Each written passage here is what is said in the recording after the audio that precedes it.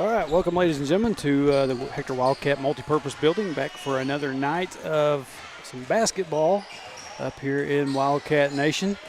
And before we get to everything tonight, I just any potential Mulberry fans that decide to jump in and watch tonight, I have made a little bit of a mistake. We didn't realize that, or I didn't realize that.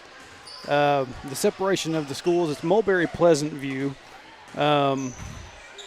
Pleasant View plays their 7th grade and junior high ball under the Pleasant View banner and colors.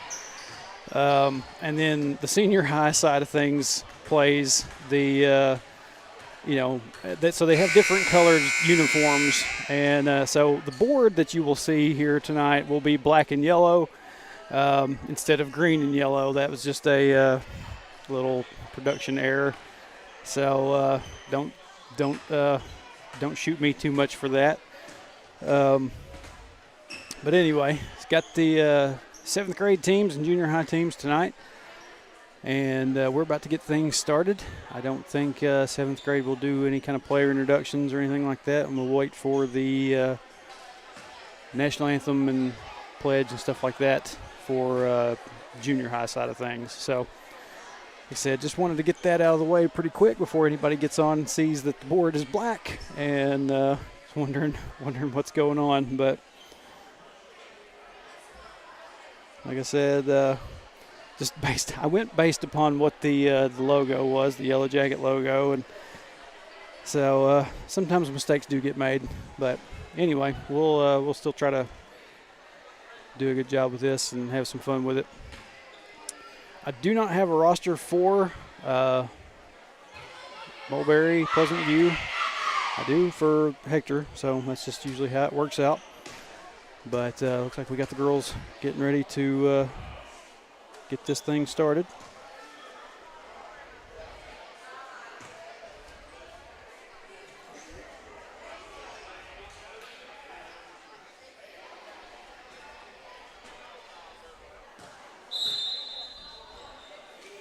Here's the tip, and here we go. Tip controlled by the Lady Wildcats. Pass down underneath. Shot lingers around on the rim, doesn't want to go, and we're going to have a whistle.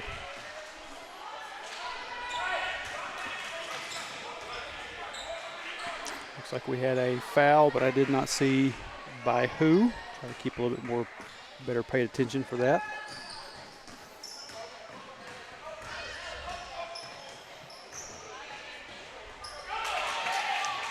Pass stolen away. And now number 3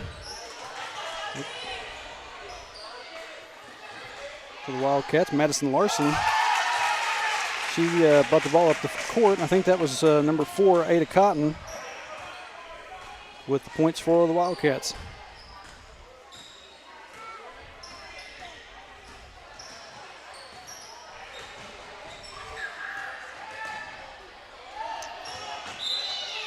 Ball goes off of number 10 and out of bounds. So it'll be a turnover to the Lady Wildcats.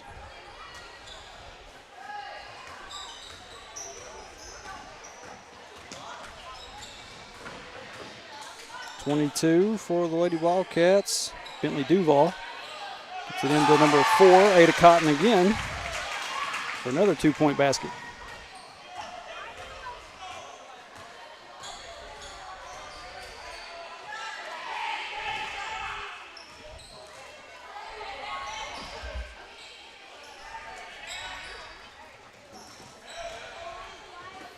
Shot up and in. That was just a 2.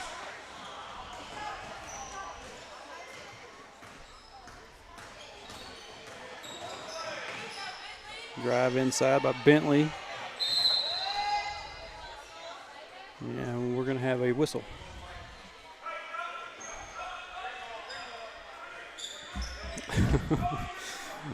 Will Likens, part of the Natural State Sports crew, just sent me a message and said, "You went full on for the ESPN look." Yes, I did, Will.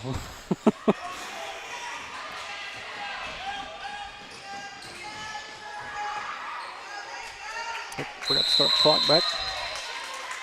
And we're going to have a jump ball down here on this end. And it will go back to the Lady Wildcats. 3:04.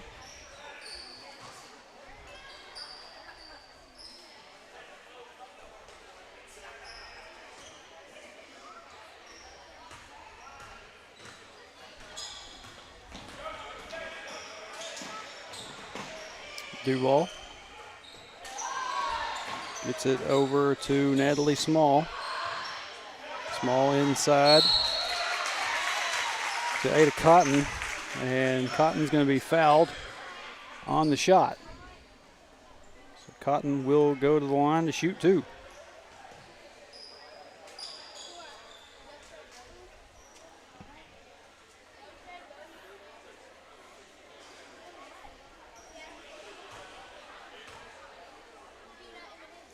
Cotton's first shot is in.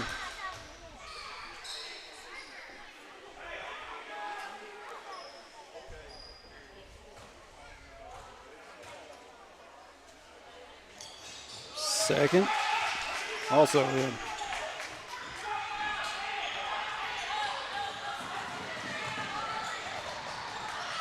And number 45 for the Lady Wildcats, Piper Henderson, nearly got a hold of it. It will go out of bounds. Stay down here on this end with the Lady Hornets on the inbound. That one's going to get tipped out as well.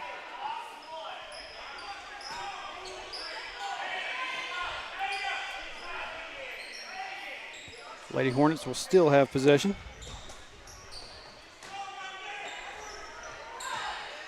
Pass goes inside to number 2. She takes a shot, won't go. Rebound by the Lady Hornets. Try it again. And a little bit of a collision. Ball goes out of bounds. We'll stay here with the Lady Hornets.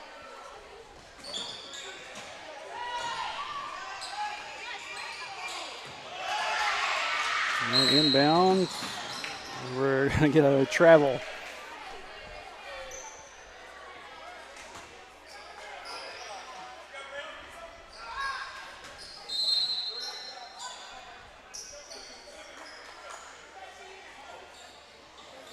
And looks like we've got a timeout.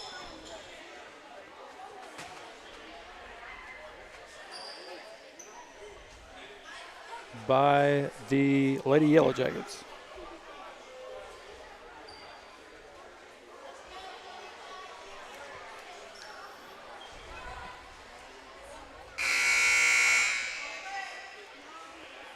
Got Peggy Gregory in the chat. She says, "Go Wildcats." Appreciate you being with us, Miss Peggy.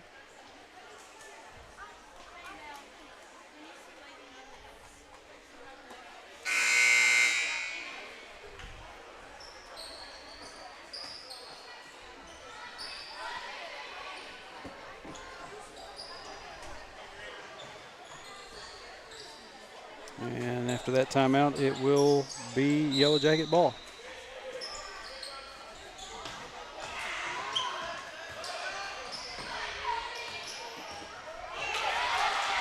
Ball stolen away by Duval.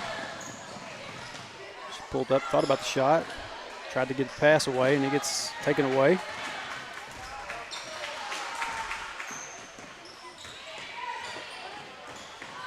Number 1 drives in, shots up and in for the Lady Yellow Jackets.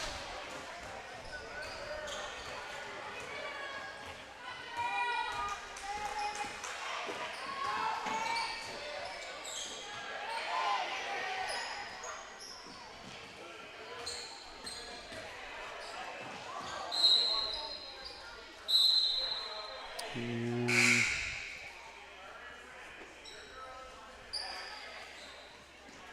I believe that one kind of went off the foot. One of the Mulberry Pleasant View players. He said, "Y'all have to excuse me. I'm going to be used to calling it Mulberry, and if y'all are particular about the school names, I apologize." So a travel call will give the ball back to the Lady Yellow Jackets.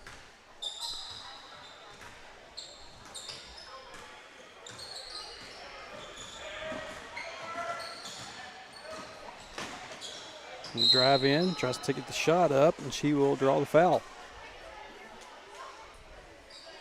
So this will be number 2 for the Lady Yellow Jackets, going to the line to shoot a couple. It's a foul on number 45, Piper Henderson. That'll be her first. Team second. They do have them on the board tonight, so I'll be able to know. First shot is in.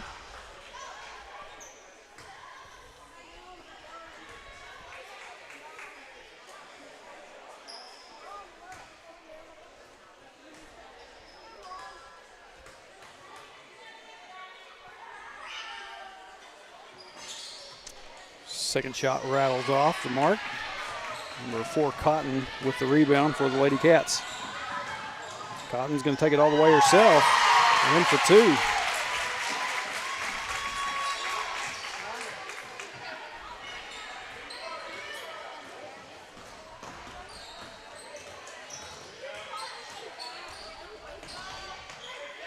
Number 1 looking around. Tries to get the pass to number 5. Now we're going to have a tie up down on the floor, and it will stay down here on this end.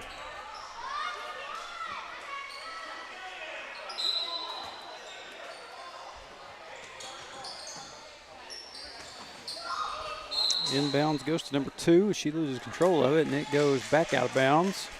Should be Lady Cat ball.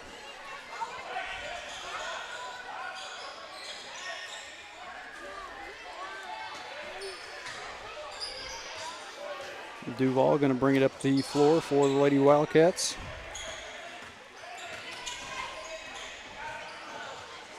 Drives inside, takes the shot. It bounces off the back of the rim. Rebound comes down to the Lady Hornets. The Lady Yellow Jackets. Excuse me, not Hornets. Yellow Jackets. Cotton on the breakaway gets another layup.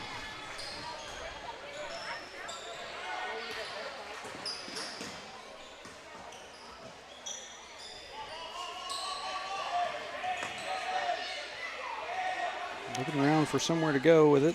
Finally passes it off to number 1. And picked up by Cotton. Cotton gives it up to, I believe that's number 45, Henderson. Oop. And that's going to do it for the first quarter of play. Lady Wildcats up 10-5 at the end of the first quarter.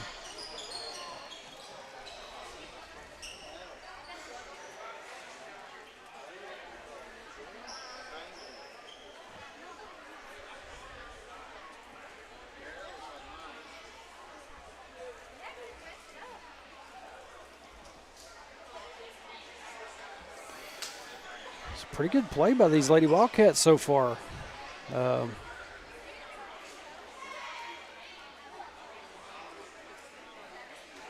Doing well with some of these, getting some of these steals and getting down the floor, trying to take some good shots.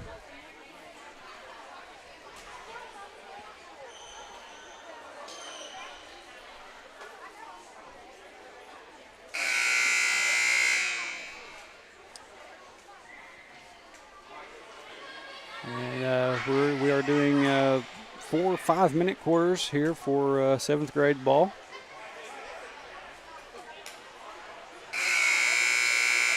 Said 4 games on tap tonight. This one in progress, and then 3 more. Junior or 7th grade boys will be coming up after this one, and then after that we will have the junior high girls and boys. Second quarter about to get started. Henderson to inbound, back to Josie Hull. Hull looking to drive in, and I think she's going to be fouled. Yep.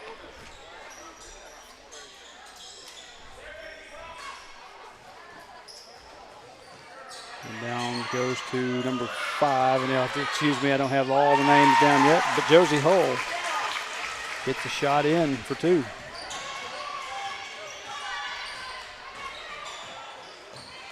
And right back to Josie Hull.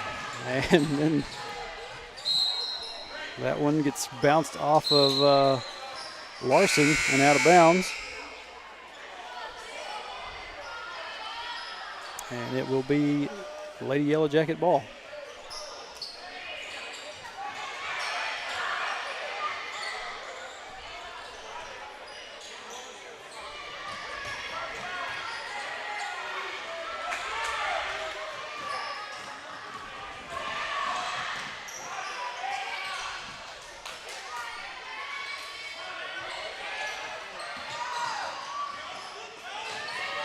Two looking to drive in. Ball gets away from her, and we nearly had a tie-up down on the floor. Hull sends it up the floor to Larson. Larson takes the shot, won't go. Rebound comes down to the Lady Yellow Jackets, and we're going to have another foul whistle.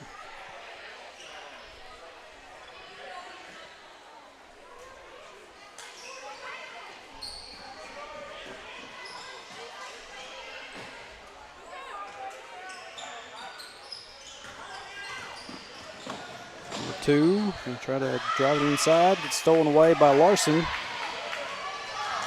Down the floor to Henderson. Henderson can't get her layup to go. Larson comes back up with it, tries another one. And she's gonna have the and one. Well, thought she was. Thought they called a foul on that shot, but never mind. I guess the basket did not count. Still 12-5. I guess it was an offensive foul. And we're going to have another whistle. And that foul will be on number 5, Sarah Chronister, for the Lady Wildcats. Lady Yellow Jackets will have it at midcourt, inbounds. Number 2, kind of a little shove off there with a forearm. And ball is going to be stolen away by Chronister. And number 11, Lydia Proctor, going to be whistled for a double dribble.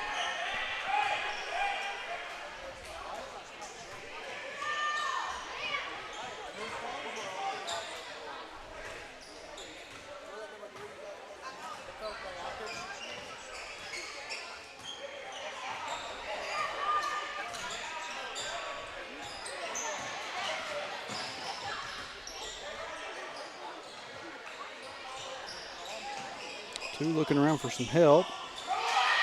Gonna throw it away. Tries to get it up the floor to number 32, Natalie Small. And we're gonna have a tie-up for a jump ball.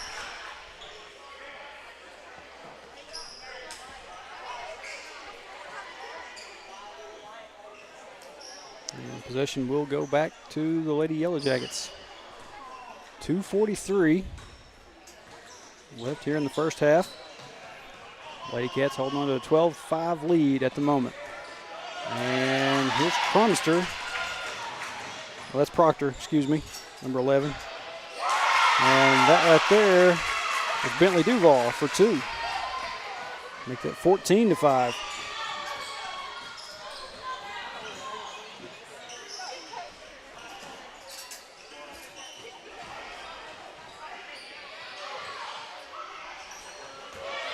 Pass gets stolen away by Proctor. Gets it up to Larson. Larson drives down inside. Layup is good. Good hustle by these Lady Wildcats. Could be a scrappy bunch from the looks of it when they get older.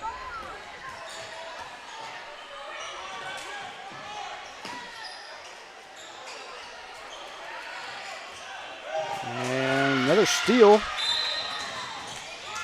That time by number 5, Sarah Chronister.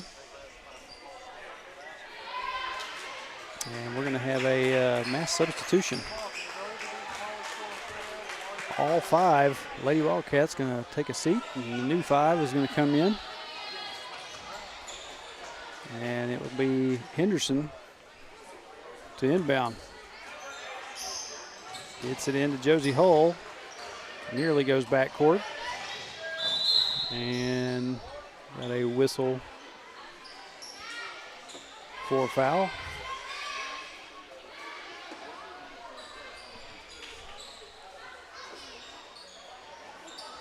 And referee over here by the table signaling that was on number 2 for the Lady Yellow Jackets.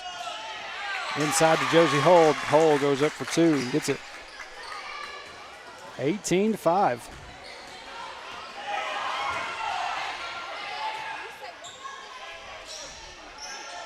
Shot no good. Rebounded by Henderson. She gets it down to Josie Hull, who will take the foul and will go to the line to shoot 2.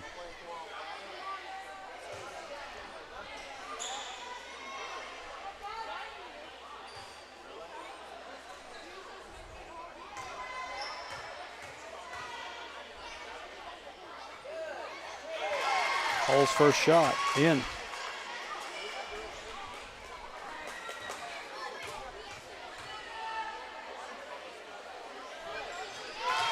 Sinks both.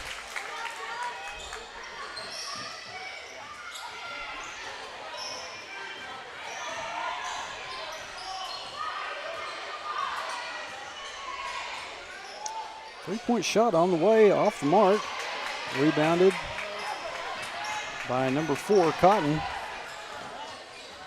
She gets it up to Josie Hull.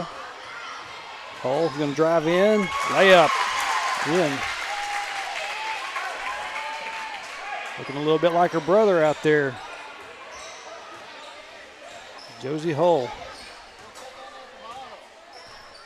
We are down to 30 seconds left here in the first half. Three-point shot on the way. That one goes off the mark. Rebounded by number 25, Sarah Garion.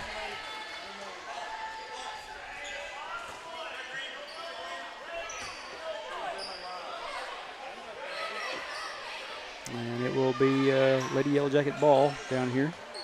One's going to take a shot. That one's blocked by Cotton. Cotton heading back across the floor with it. Cotton, layup won't go. Rebound by number 25. Another shot attempt, no good. Hull can't get hers to go. Finally, this time rebounded by the Lady Yellow Jackets.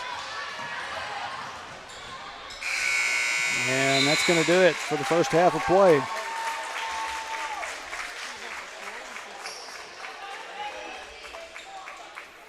So at the half, Lady Wildcats up 22-5. And they're not heading to the locker room, so they're just going to take a couple-minute break here on the benches, and then we'll be getting right back to this one.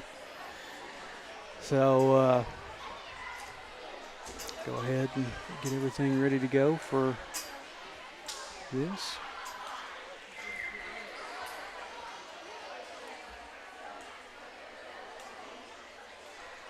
Take a look real quick here at my chat. And we got one spammer. They're gone now. Brenda Housley is watching, just jumped on late. Hey, better late than never, Miss Brenda. Always happy to see you out here.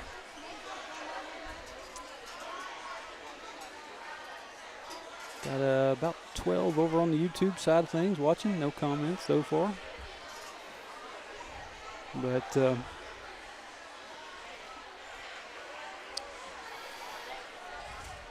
I'm good.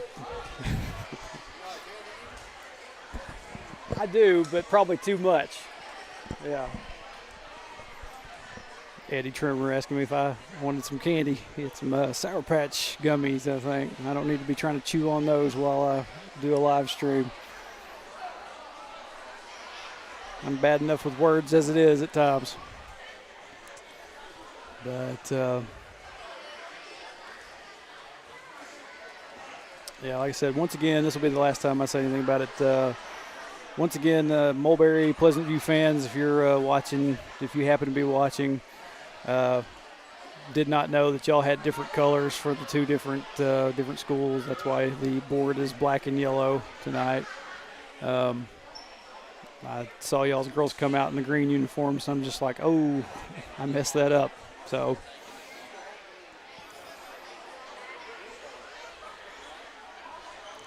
down to about 30 seconds left here in this little break.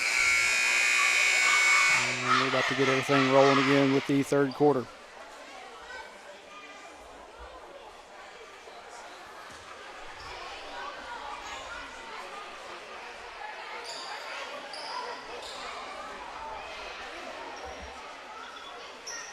So start of the third quarter will be Lady Wildcat ball.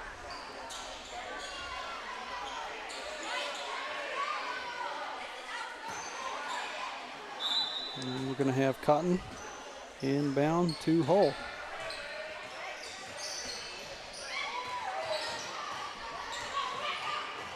And the ball gets knocked away from Josie. And now we're going to have a tie up on the floor for a jump ball.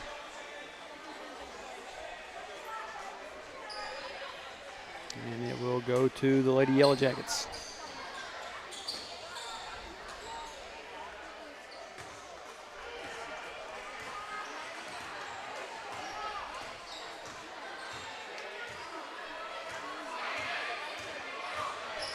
Two's going to drive inside, tries for the shot, and will draw the foul. She will go to the line to shoot two for Mulberry Pleasant View.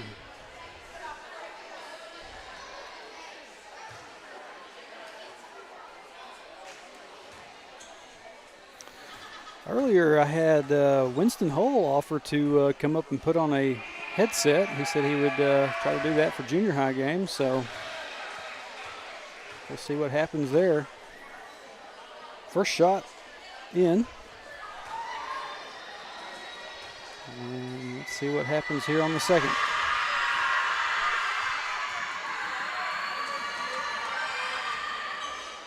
That one will go in as well.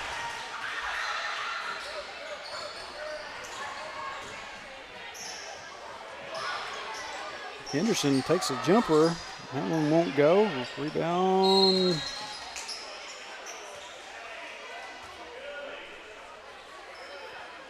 Rebound nearly picked up by the Lady Cats, but rolls out of bounds off of Lady Cat. We'll stay with Lady Hornet, or Lady Yellow Jackets. I'm going to call them Hornets as many times as possible.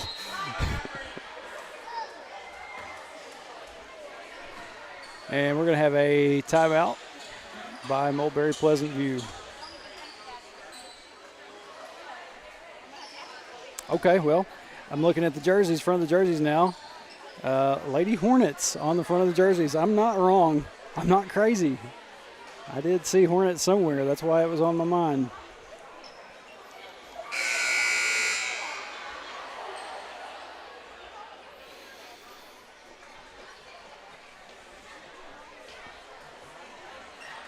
Also tonight at 7 o'clock will be playoff bonfire, the yearly tradition. We've been doing it for a while now. And we're going to have another one over at Cecil Riley Memorial Park. So if you don't have anything going on, you want to go up there for that, you're more than welcome. To send these boys off to playoffs in style. Number 2 takes his jumper, won't go. Rebound comes down to Josie Hull, and she gets tied up. We got a jump ball. And possession will stay with the Lady Wildcats.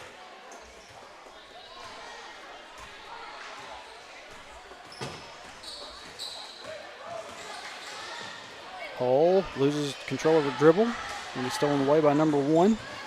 And up the floor, stolen away by Henderson. And then it gets tipped out of bounds.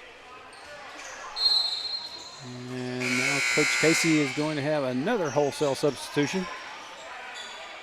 All 5 Lady Cats going to switch out.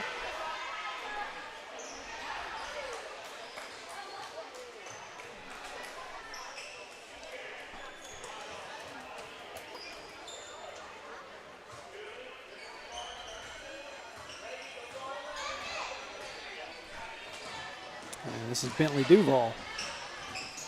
Bentley takes a shot. Won't go. And can they chase it down? They do. 32 gives it back up off to Bentley. Can't get her shot to fall. Larson going to try one now. That one won't go. Rebound. And, just a lot of movement here. And that should be off of Mulberry Pleasant View.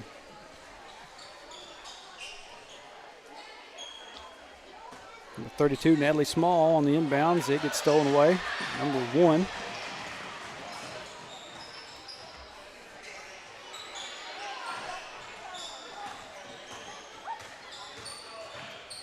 Two gonna try for a layup, and she gets it to go. All the points scored so far here in the third been by Mulberry. Larson drives inside. Can't get her shot to go. Rebound number 2 for the Lady Hornets. Since it's okay for me to go ahead and say Hornets now that I've seen the front of their jerseys. Ball stolen away by Larson. Larson back to the other end, tries to go up, and they're going to whistle her for a travel.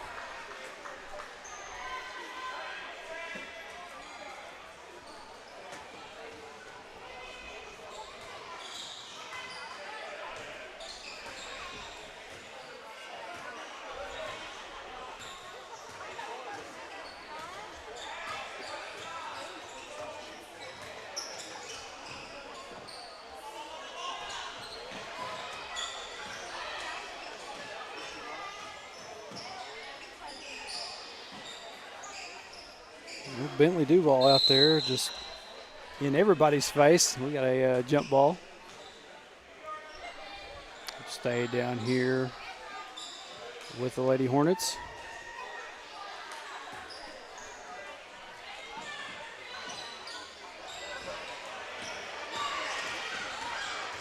Number 5 looking to drive inside. She gets stopped a little bit short, gets it back up to the top. Shot no good, and now we're going to have another tie-up for a jump ball. And this time it will be coming back to the Lady Wildcats. Small on the inbound. Duval brings it up the floor. Duval drives inside. She throws up a shot, can't get it to go. Rebounded by number 5, Chronister. I believe that was a shot by Larson. And now another jump ball.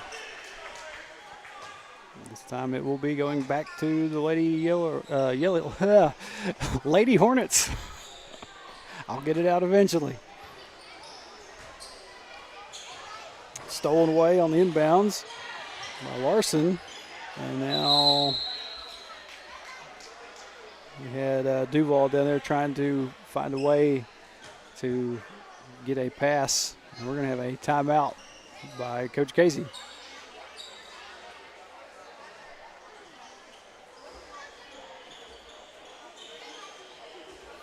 Coach Casey trying to hold on to the possession there, not let it go back to Mulberry.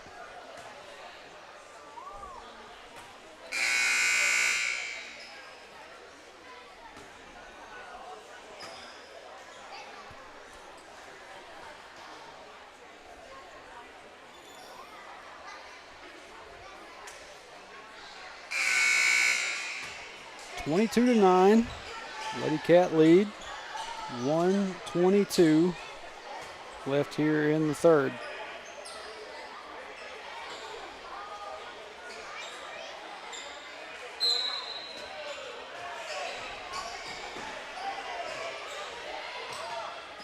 Inbound shot in. And inbound stolen away by Bentley Duval. And what did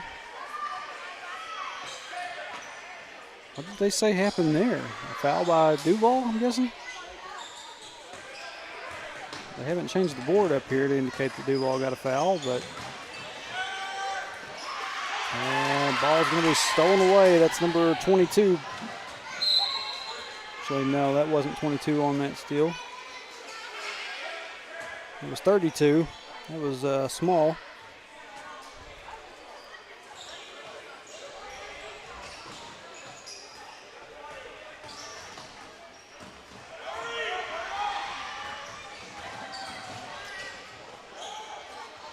Nearly a travel. Stretch that one out there. 2, get the pass, and it gets stolen away. Number 11, Lydia Proctor there on that. Oh, I'm at the other end already. Larson got inside and had a little bit of a collision there. Ends up going down. And it will be a foul on the Lady Hornets. Ball will stay down here with the Lady Wildcats. Small looking, gets it inside to Duval. Duval's shot is good.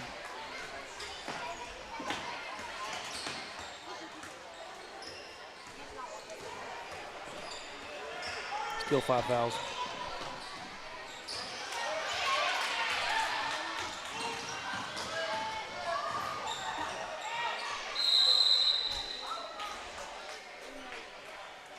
And Daryl Hunt just pointed out to me that number 2 for the Lady Hornets has got 5 fouls. Nobody has, unless there's a change in 7th grade ball that I don't know about. That's the 5, so she's still out there playing, and probably because there's not much of a bench. That will be it for the 3rd quarter, because they don't have a bench. So probably some sort of deal was made. Yeah. Yeah, we just got to looking at the bench down here for Mulberry. They're only playing with 5 tonight, so there must have been some sort of deal made. Like I said, number 2 has hit the 5 foul mark, but like I said, lack of players is probably all there is to it. So, end of the 3rd, Lady Cats up 26-9. And we will get ready for the final quarter play here in this 7th grade girls game.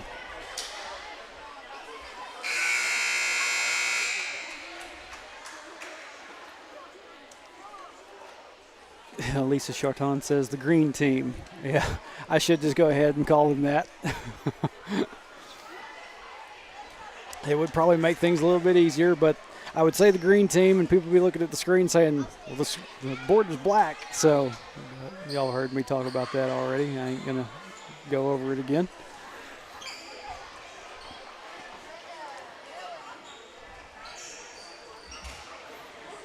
Start of the 4th quarter. It will be Mulberry Pleasant View ball.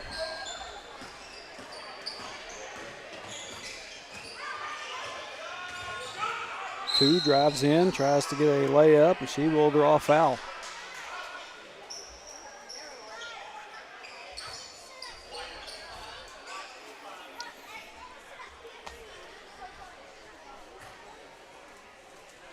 She will get 2 shots.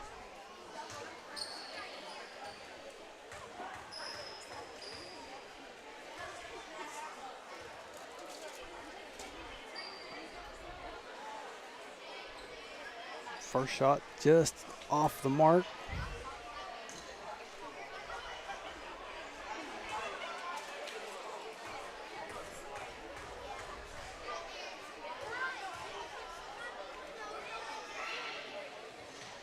Second one rattles out. And they're going to get Cotton for a travel. Ball will stay down here on this end. And the clock is running. I did not realize that. We are down to, I'll just set it for 4:05. And we're good.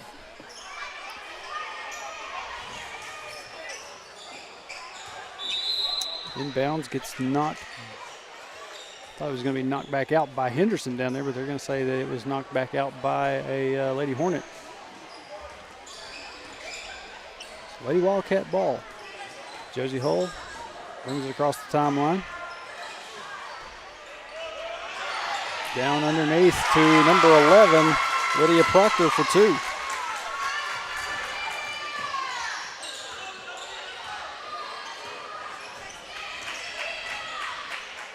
Number 2 is going to take a shot.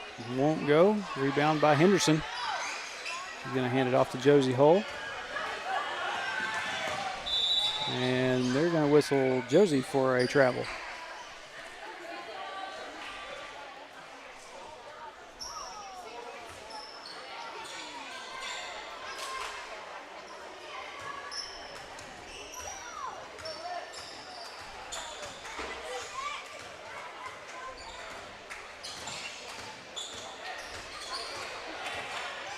Two's going to drive in, tries to get a layup. I think they're going to whistle number 45.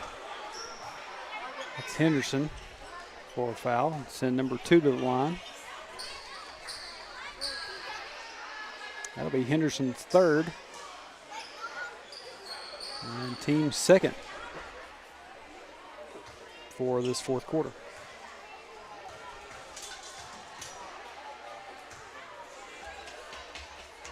First shot, rattles out. It's got a good looking shot, just can't get nothing to fall.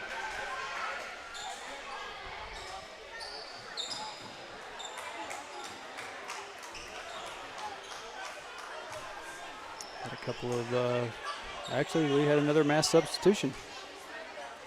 All 5 out, new 5 in for the Lady Cats.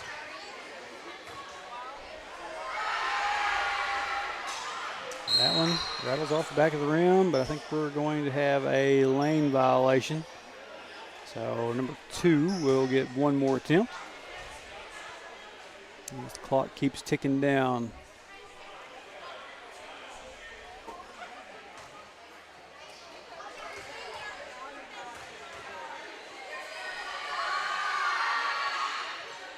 Makes that one. 28-10 now. Under a minute and a half left.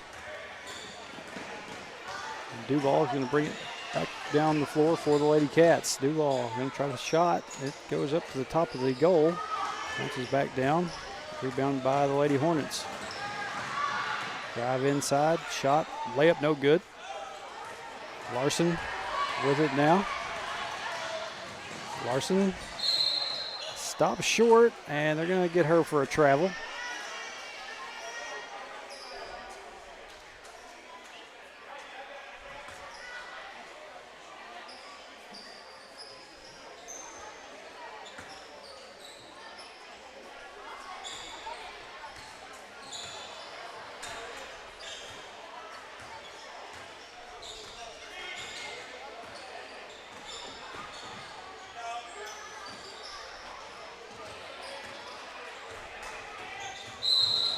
And we're going to have a whistle for a foul on number 5, Sarah Chronister. That'll be Chronister's 2nd. And they've stopped the clock at 12.8 seconds. We got a timeout by the Lady Hornets.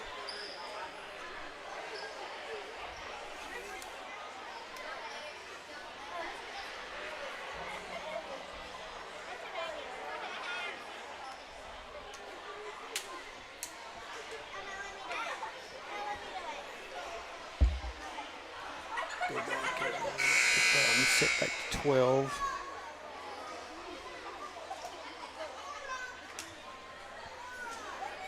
Like I said, coming up, we got the 7th grade boys, and then after that, we'll have the junior high teams.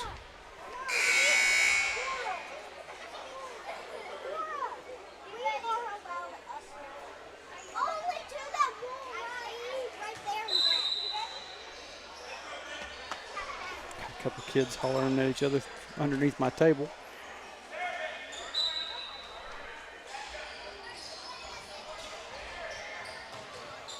Three-point shot on the way. That one off the mark. Ball goes out of bounds, and that will be how this one comes to an end.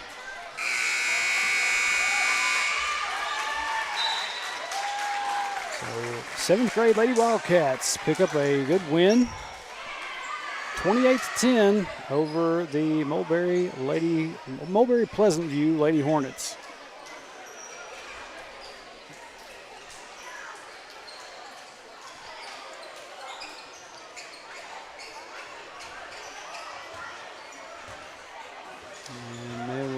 for the 7th grade boys to come on out. The girls will go and form a little bit of a spirit line.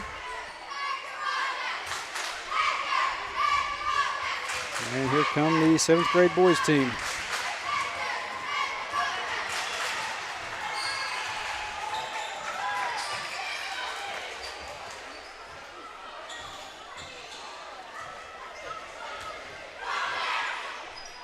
So we got about a little under 5 minutes. Going to kick it out to a real short break, get everything reset. We'll be back with you for the 7th grade boys game here in just a second.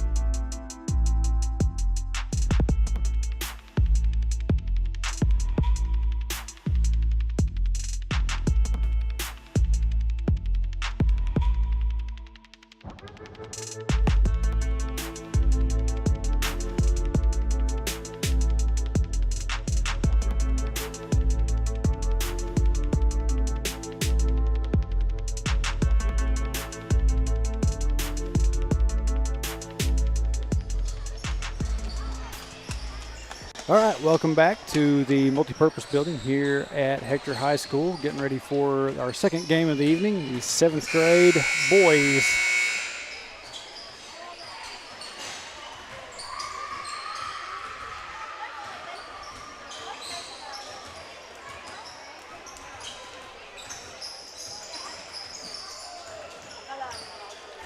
7th grade boys going to be out there coached by Coach Ben Freeman this year. Like I said a couple nights ago, we've had a switch in coaches. Coach Freeman will coach all the boys' teams, and Coach Casey coaches all the girls' teams now. Like I said, good win by Coach Casey's 7th grade girls team. And let's see how Coach Freeman's 7th grade boys team does here.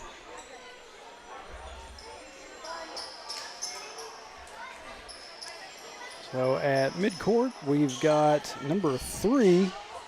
That's Mark Dodson getting ready for the tip.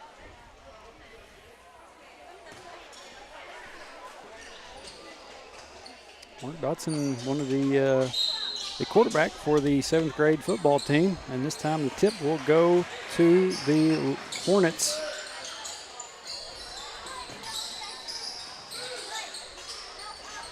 Shot, no good. Rebound. And once again, I'm going to have to go through this roster and figure out who everybody is. I know that's Dodson in the 3 down there. Number 5 is Tucker Brock.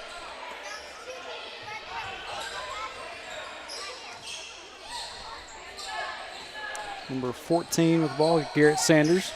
And back to Dodson. And Brock. And that pass gets stolen away. Number 5 down the other end, and man. Number 4, Gus Chisholm came up, tried to get a good block. He's going to be whistled for the foul.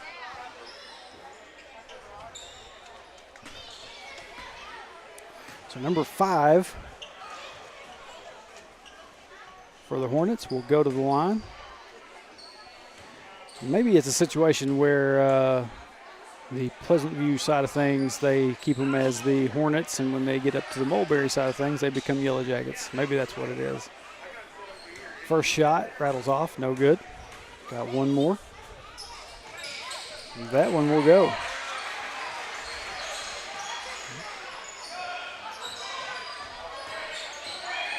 And down goes to Brock. Brock's going to bring it up the floor for the Wildcats. Gets it off to Dodson. And it gets stolen away. Number 10. And we're going to have another foul.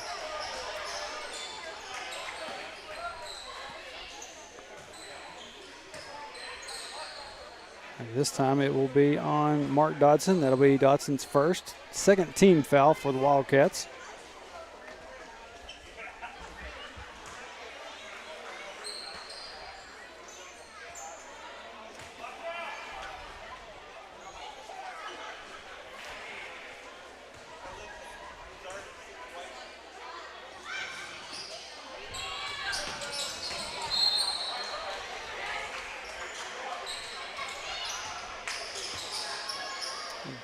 Ball will go out of bounds, and Wildcats will get it back. Sanders inbounds to Brock. This is over to Dodson. Dodson's going to drive in, and they're going to whistle for another foul. So we got a little bit of a shove. And they're going to say that's a shooting foul, so Dodson will go to the line.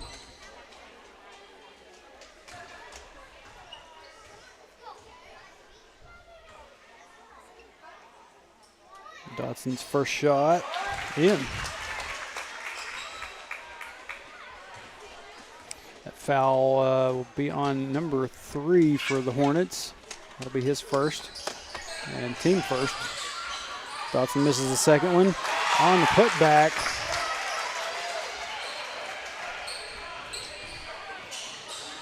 That was number 4, I believe, Gus Chisholm.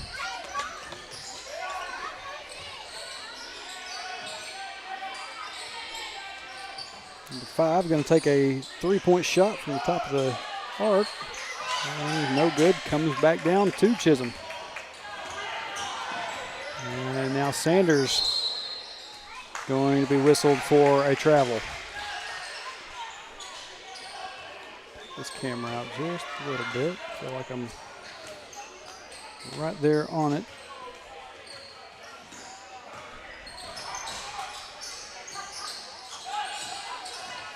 Thought about the shot. He's going to get it back out. Now up top with number 1. He's going to take the shot, and that one will not go. Rebounded by the Hornets. 10 turns around. Can't get his shot to go as well. Sanders comes up with the rebound. And now Chisholm tries, and he gets blocked.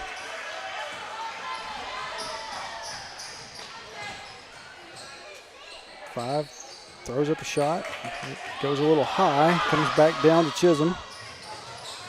Now down underneath to Dodson. Dodson can't get his shot to go.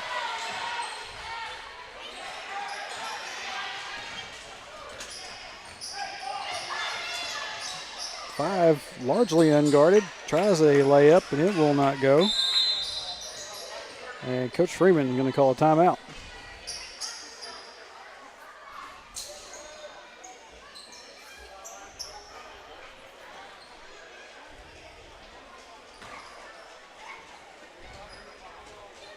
Coach Freeman talking some things out with his boys down there. Been some a little bit of some crazy shots getting put up here in the early going. Wildcats just need to settle down and try to get a good target on some of them before they just throw them up. It's just part of the learning process.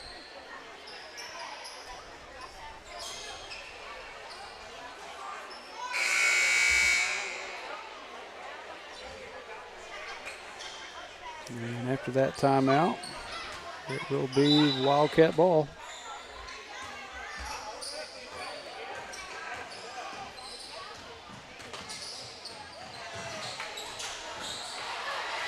Brock's pass gets stolen away, and Five loses control of it.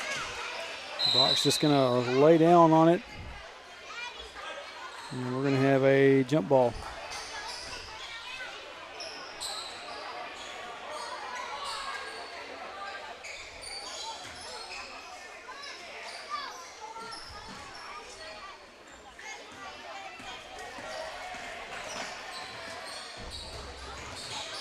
Brock going to give it off to Dodson. Dodson trying to weave his way in, and ball gets knocked away out of bounds. Last touched by the Hornets. And Dodson will be here for the inbound.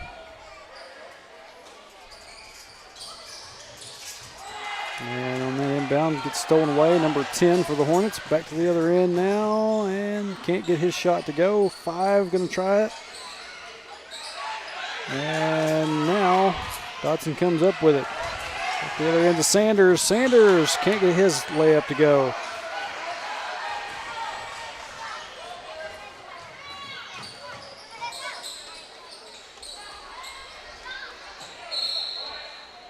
Shot was no good. Rolls out of bounds. And it will be Wildcat ball.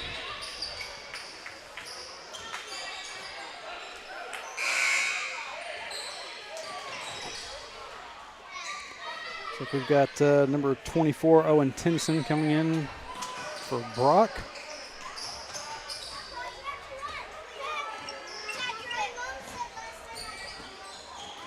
Sanders releases right about the free throw line.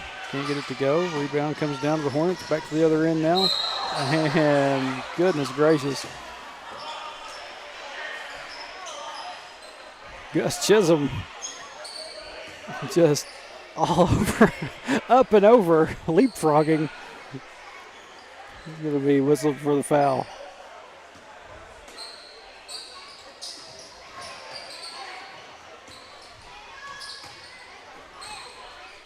Five takes a shot, won't go.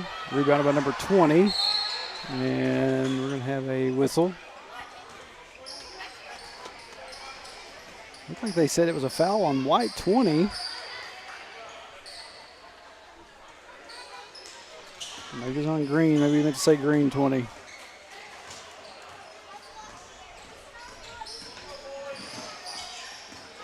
Sanders brings it up the court for the Wildcats. Gives it off to Gus Chisholm. Chisholm tries for the shot. Won't go. Tennyson now. He's going to pass it off. Back to Sanders. Now to Dodson. Dodson gets kind of stopped. Chisholm going to take the shot. Won't roll in. Tennyson nearly comes up with the rebound, but gets taken away. And they're in. Shot no good. And tie up for a jump ball. Said that several times tonight. Score still 3-1. Wildcats, neither team able to get any shots to fall right now.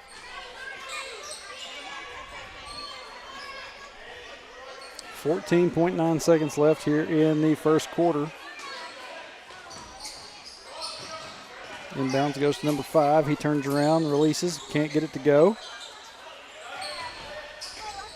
Tries another layup. That one won't go either.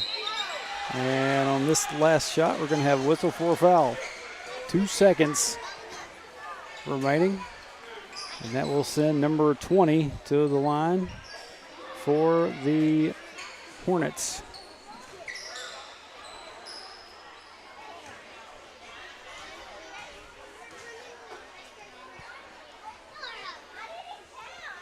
First shot is in. It breaks that 3-1 score that we've had for so long in this game.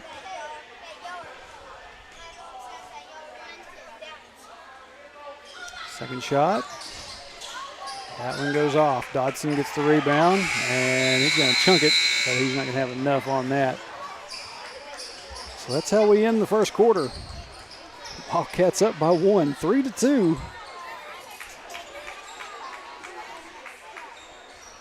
Like I said, not a whole lot of, there's a whole lot of shots going on, but not a whole lot of them falling, and no points to be found hardly from either team.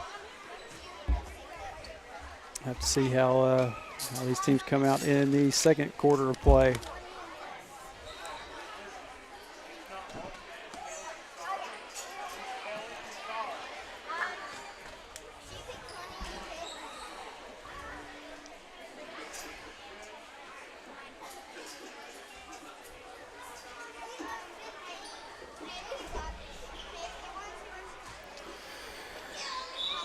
Like I said earlier tonight, we've got at 7 o'clock, we've got the playoff bonfire happening at Cecil Riley Memorial Park. And then tomorrow night, we'll be back on the air, and hopefully I'll be in a good spot to be able to do the game from Carlisle. It's the first round playoff action in 2A.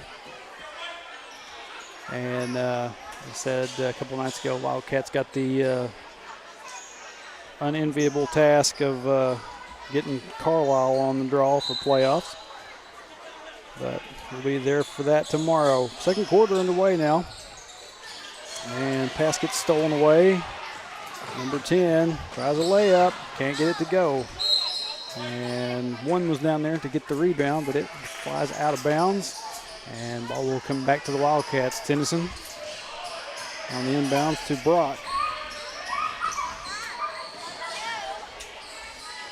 And Tennyson's able to get a hold of it before it goes back across the timeline.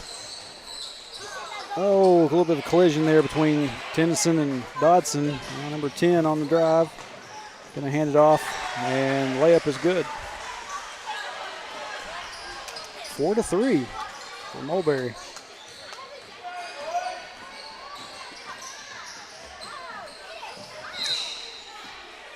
Have to make smart passes here. A lot of them's getting batted away and stolen.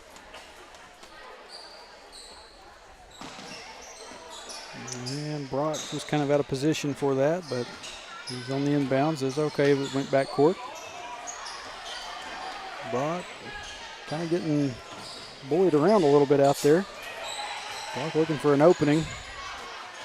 And give it up to Dodson. Dodson drives in, tries to get a layup, and we'll draw the foul. Actually, that was more of a kind of a jumper. So Dodson draws the foul, and we'll go to the line to shoot 2. That foul will be on number 24 for the Hornets. Like I said, I apologize. Do not have a roster for them to be able to give a name. That will be 24's first, and first team foul for Mulberry Pleasant View. Dodson's first shot rattled out.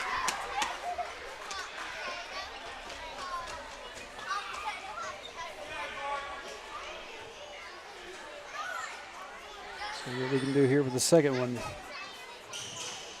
That one finds its way in. Good shot by Dodson. Good steal by Brock. Brock hits his knees, waiting on some help. Can't find it. Going to be stolen away by number 10 for the Hornets. And now we're going to have a tie-up.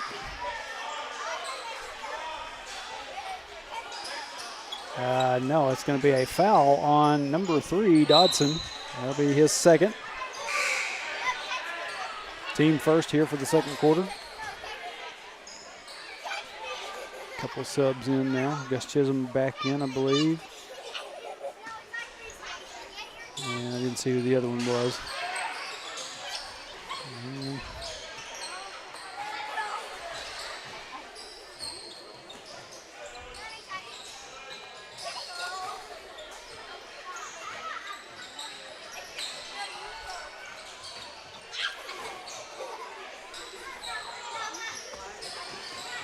Good defense by the Wildcats. 10 finally able to break away and gets the shot up and in. 6-4 Hornets. We're almost to the 3-minute mark.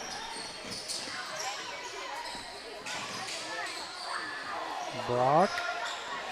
He got the ball knocked away from him there. And here we go. This 10 is pretty talented with his ball handling skills. Doing some crossovers there. But the ball will go out of bounds. Turnover back to the Wildcats. Dodson going to bring it across the timeline. Over there, Gus Chisholm. Gus drives in. Can't get his shot to go. Rebounded by number 10. And 5. The Hornets lose control. Ball goes out of bounds. It will be Wildcat ball again.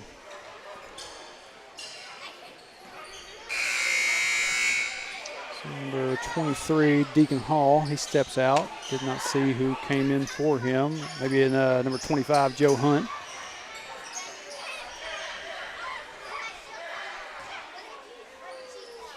Tennyson inbounds to Dodson.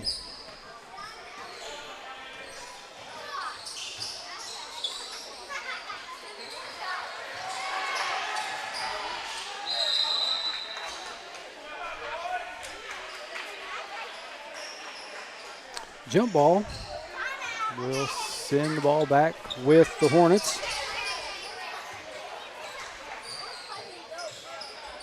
Brock on that inbound, able to tip it back out.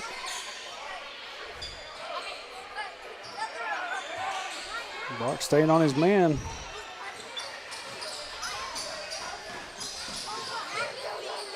Three-point shot on the way. No good. Dodson there for the rebound. Dodson back to the other end of the court now. Going to throw up one. He got it.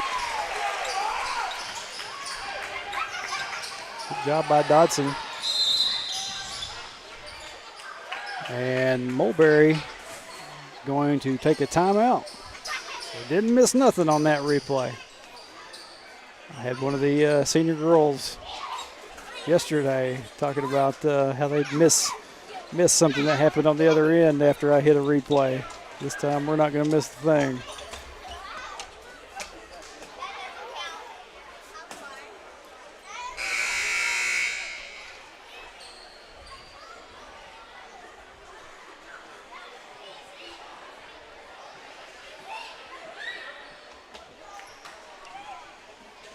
Six to 6. A very low-scoring affair here. It's had way more shots than makes going on here in this one so far. Lots of good layups, but just nothing falling. Both teams kind of have a lid on the basket at the moment.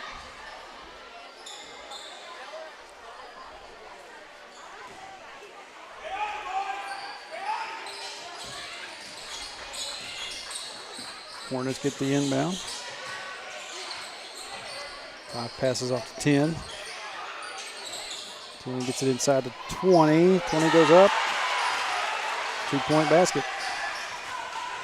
8 to 6. Hornet lead.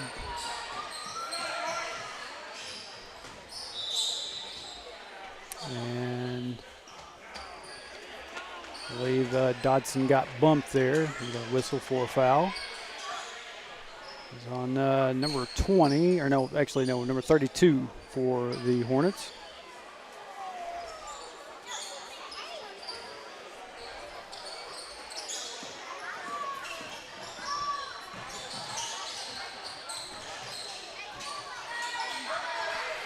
Chisholm can't get his shot to go. And I'm not sure what happened there. Looks like he was signaling for a foul, but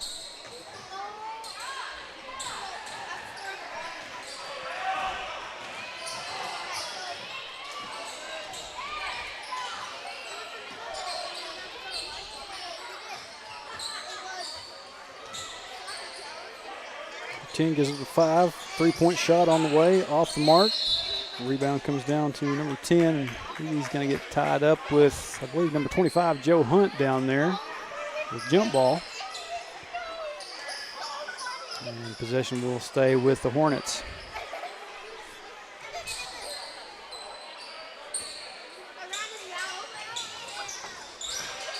Ball gets stolen away, looks like by Sanders, nearly, well, I say stolen away, nearly stolen away. And Hunt there to cause another jump ball.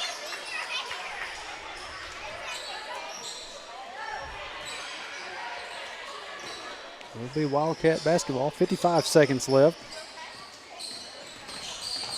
Brock working his way around. Tries to take a shot, and it gets batted out of bounds. It's swatted. And now we're going to have Tennyson inbound. And that inbound gets stolen away. It's number 10. I'm going to have to do an age check on him. He's playing more like a junior high kid than a 7th grader. Shot, no good. Kind of an up over the back situation there. 10 kind of going over Hunt. And I think we're going to have a whistle on 14, Garrett Sanders. Yep. We're down to 25.6.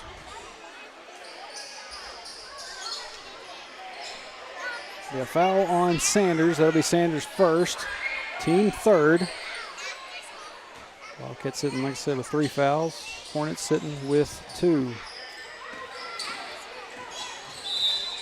And I think we're going to get another Garrett Sanders foul.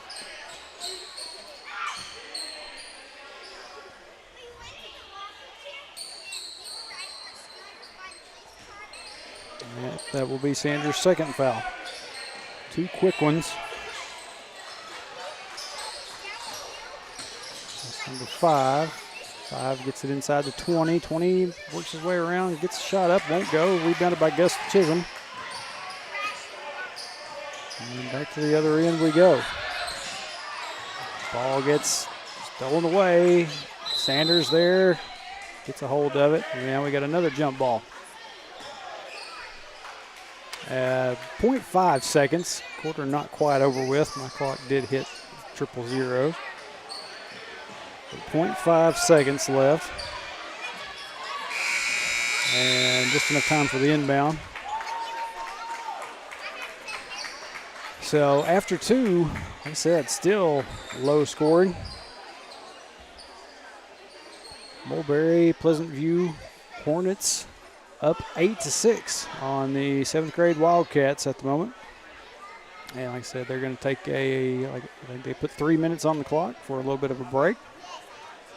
And then we'll be getting right back to this game.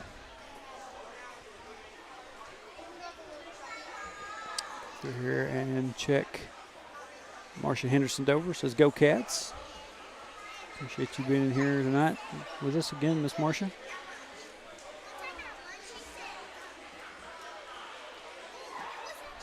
Got some Mulberry fans over on the YouTube side of things now.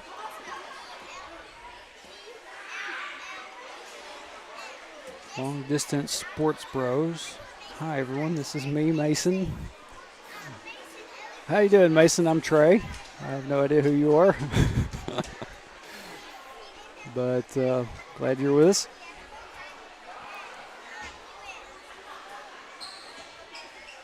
Go ahead and get my 5 minutes reset for the clock and the quarter. See if I can find my basketball schedule real quick and kind of give everybody an idea of what's going on coming up. Already talked about the football playoff game tomorrow night. Actually, it's over on mine. Let's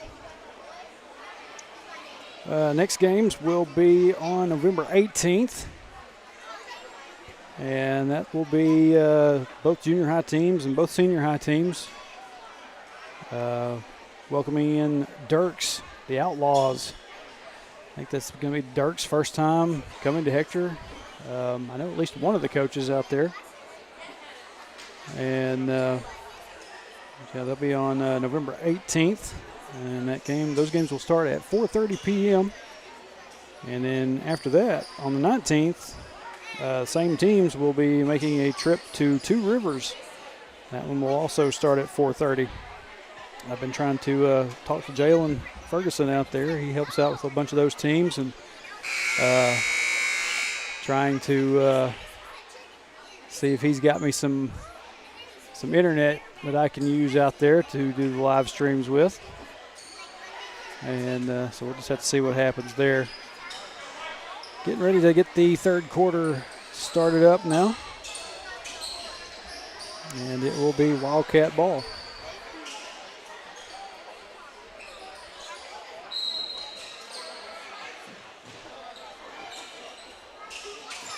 Inbounds to Dodson.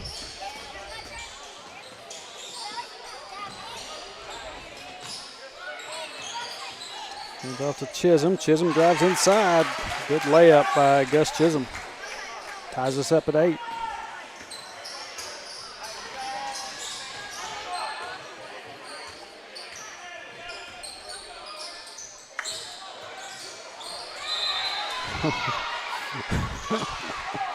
Yeah, 20 kind of backing in. And looked like Gus was kind of doing a little bit of a shove. But yeah, Gus will be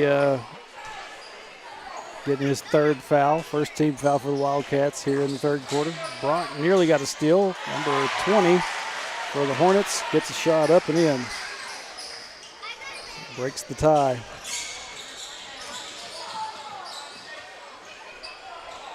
Dodson kept enough of that dribble going, not be hit with a double dribble. Brock tries to drive in, and Brock gets wrapped up. We're going to have a jump ball.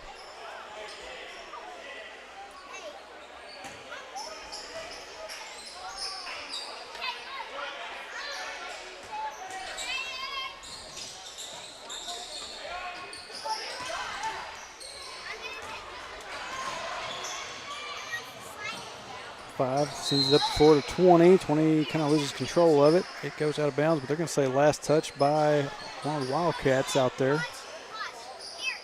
So they will stay down here on this end.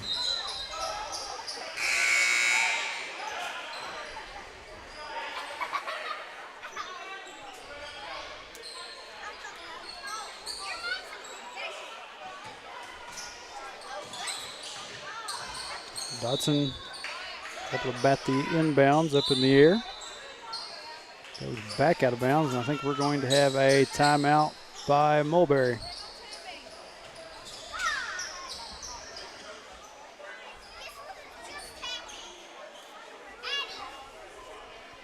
I saw something else pop up in the chat over here. Another spam. Get rid of that. And PJ Henderson, good looking, says he's watching. Good looking live stream. Appreciate you, buddy.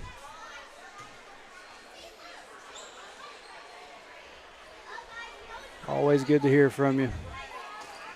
Haven't seen just as many updates on how everything's going out there.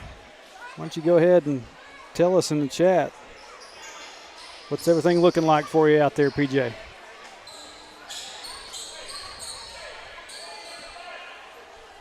Get back to that here in a second.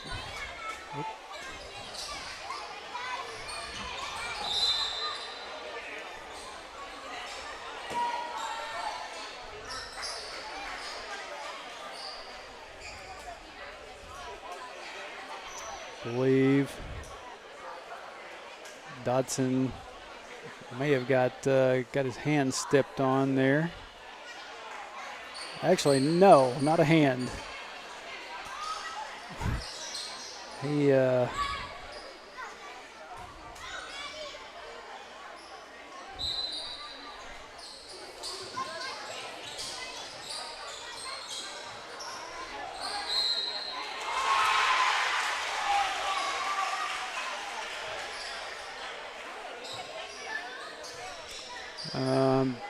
on the inbounds, we had a shot and a foul and one. I'm looking for another point here off of this free throw. Get back on track here just a second. Shot, no good. And Mulberry comes up with a rebound, and then we're gonna have a foul. It's like on number 25, or no, it's on number 24. That's Owen Tennyson.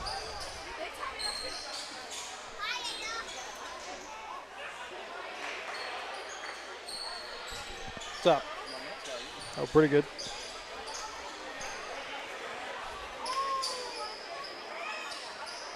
So number 10 will go to the line for the Hornets.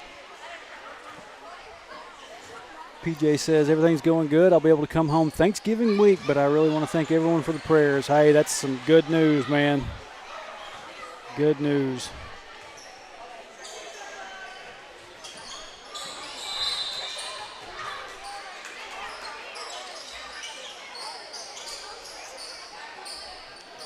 Both free throws were missed. And we had a tie up on the rebound down there. Wildcat ball. Sanders kind of collides with number 10. Good behind the back pass. Gets it up to Tennyson. And we're going to have a foul on number 5 for the Hornets.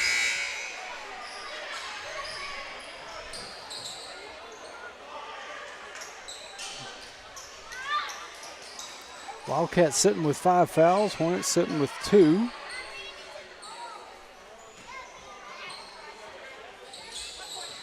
Inbounds goes to Brock. Brock takes a shot, won't go. And number 5 comes up with the rebound to the other end. And I think he lost control of it, and it went off of his foot. Actually, no, they're going to say there was a foul there.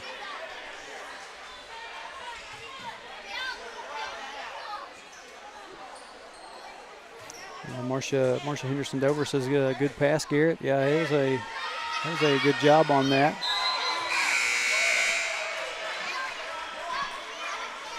First free throw is in. 13-8. 3:24. Mine's 2 or 3 seconds ahead.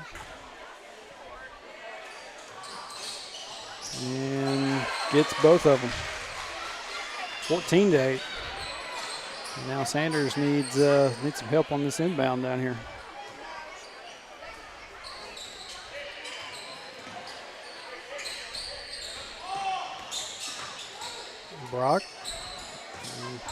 Brock's getting bullied out there. I'm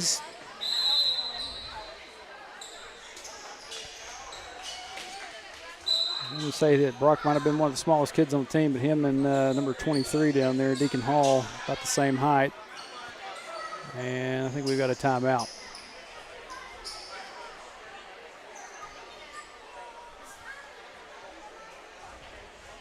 Yep, Coach Freeman calls a timeout real quick.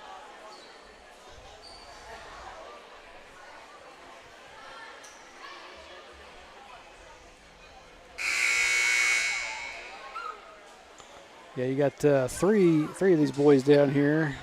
Sanders, Hall, and Brock all close to about the same height. And then you got Joe Hunt and Austin Hummer on the sides there. Probably the two taller kids on the team. And right now, Dodson's still on the bench.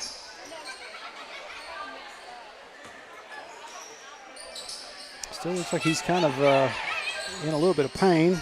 Sanders gets the shot to go.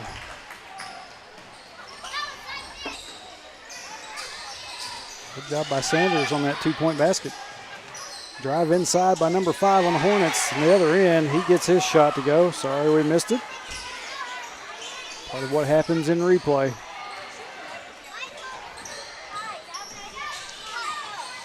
Brock drives in, can't get his shot to go.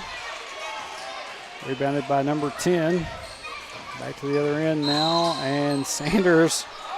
I think Sanders caused a little bit of a disruption there with the block. Caused Hornet to be called for a travel.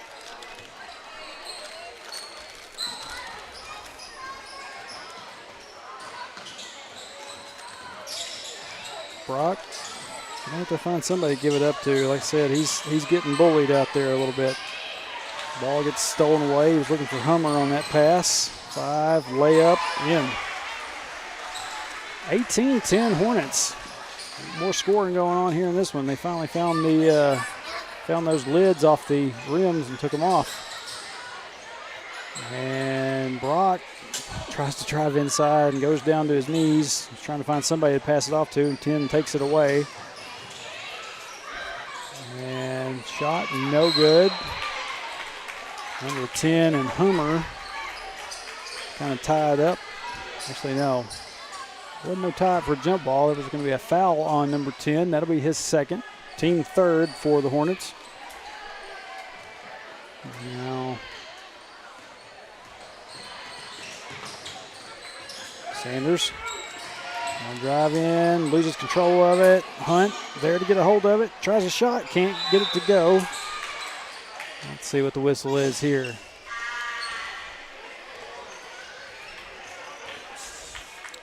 Foul on number 4 for the Hornets. That'll be his first, team fourth. And going to the line will be number 25, Joe Hunt.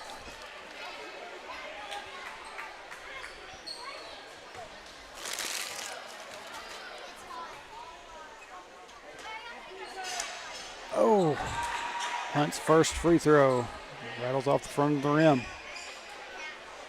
We have one more. And that one off the back of the rim.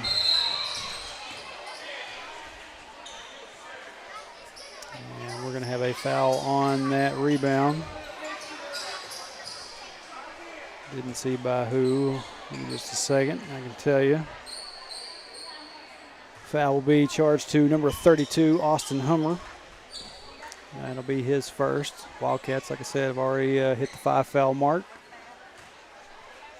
So at the line, we got number 10 for the Hornets. First free throw just off.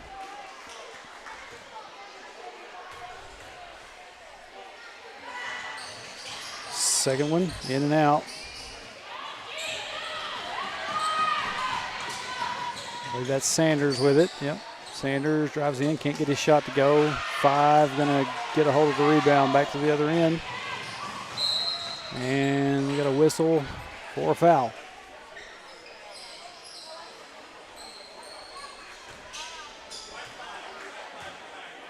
Be a foul on number 5, Tucker Brock. That'll be Brock's first foul.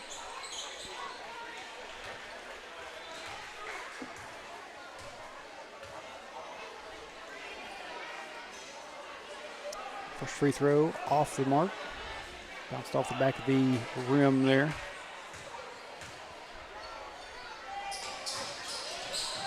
Neither one of them will go. 10 gonna get the rebound, try his own shot. It won't go.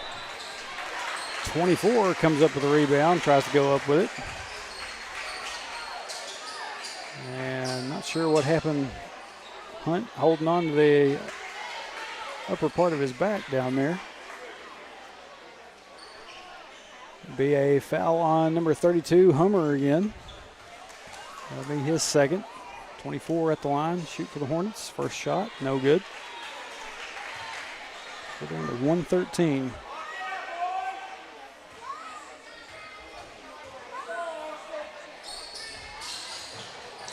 Second shot rattles off as well.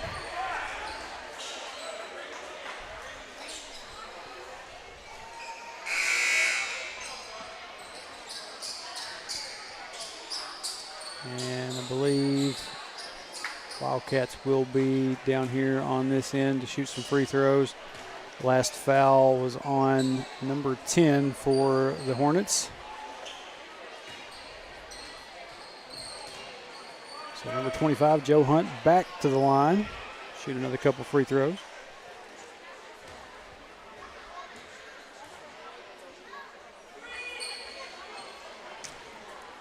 Hunt's right there on it. Just hasn't been able to get any to fall yet. Second one, man, that one was in and out.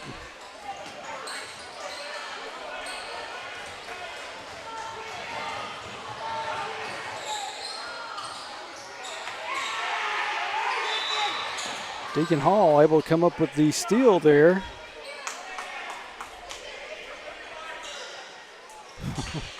And I believe he's going to draw a foul. So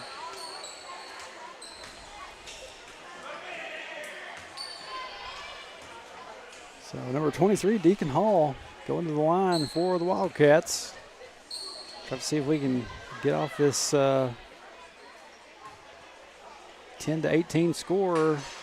Oh, man. Nearly. We're down to 58 seconds now here in the third.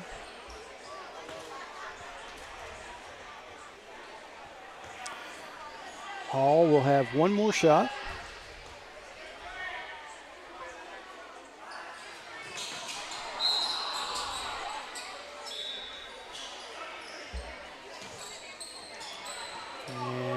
Not sure what happened there, but Hornet ball.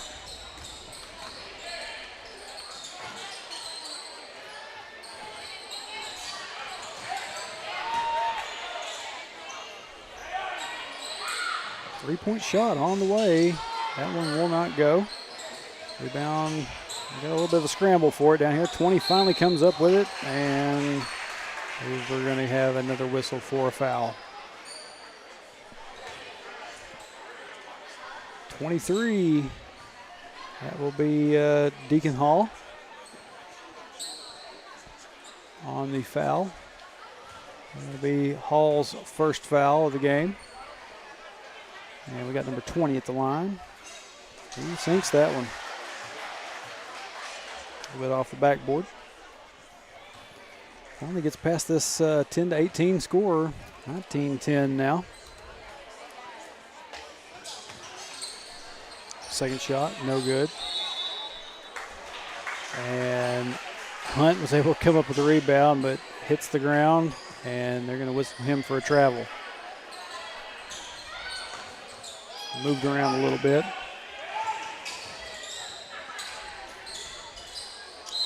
.24 went for the shot. I think he got kind of slapped on the arm a little bit.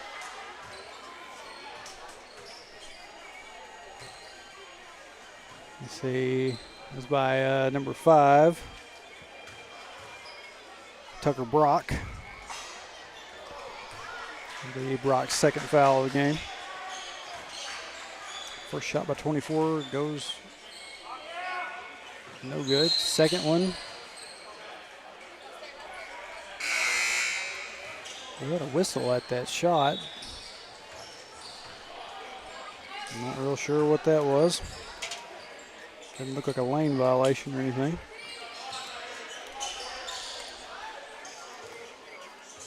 Hunt inbounds to Sanders. We're down to about 20 seconds left.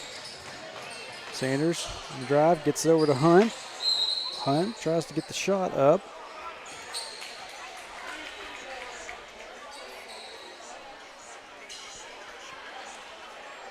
believe Sanders was there to get the rebound. Sanders got fouled, so Sanders will go to the line.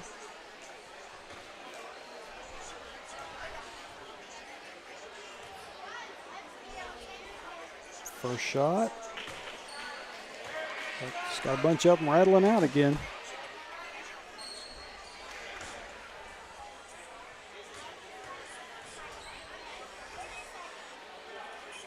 Sanders' second shot is in.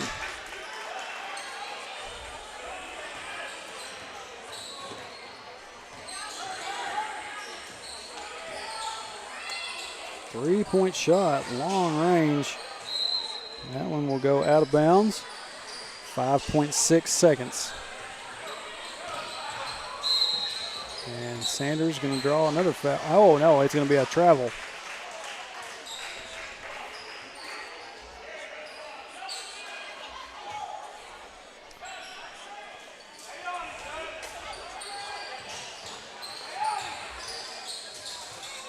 Good block by Gus Chisholm there. And that's going to do it for the third quarter. Like I said, a little bit more scoring going on here in the second half. Mulberry has gotten themselves a lead and now sit at 19-11 over the Wildcats. Sitting here wondering where I was hearing the noise from. I got a kid back here laid down on the floor. The music from his cell phone is coming off the wall, and I'm picking it up on the mic. Hold on just a second. May still hear a little bit of it, but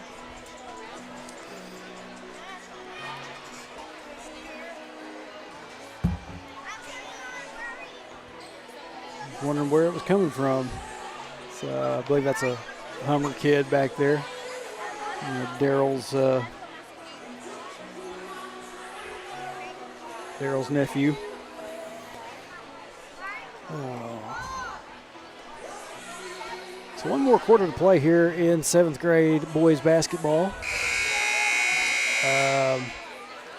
PJ also said in the chat that he'll have to go back for about 2 weeks after Thanksgiving, but after that he'll hopefully be done. That's like I said, that's some good news, man. Can't wait to see you back.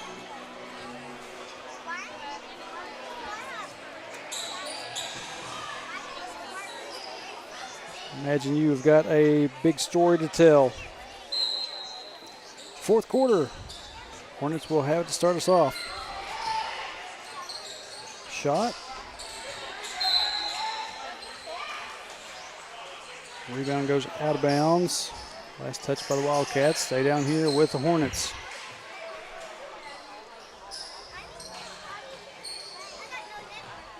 Three-point shot. Just off the mark. Rebounded by number 10. He tries a shot of his own. Can't get it to go. These boys down here scrapping for everything they can get. 10 can't get his shot to go. It will go out of bounds. And Wildcats will have it back.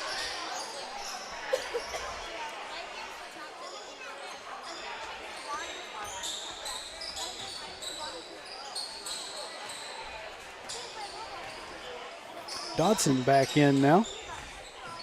He's up the floor for the Wildcats, gets it off Chisholm. And Chisholm gets kind of tripped up and hits the floor. Ball will roll out, and it will be a turnover.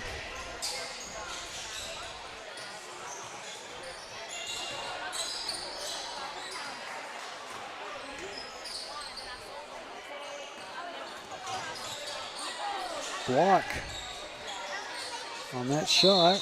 10 drives in, tries to get one up, and I think he draws the foul.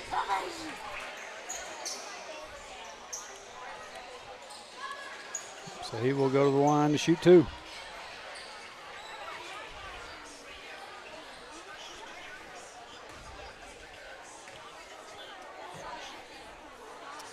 First shot, just off target.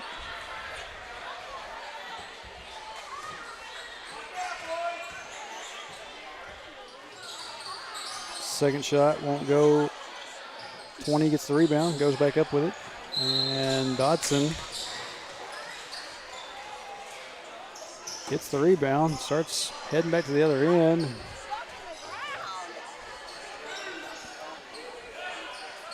sure if they got him for a travel or what that was. Inbounds number 10, shot goes up in the corner of the goal there, comes back down. Dodson getting a little bit red-faced and frustrated, I think.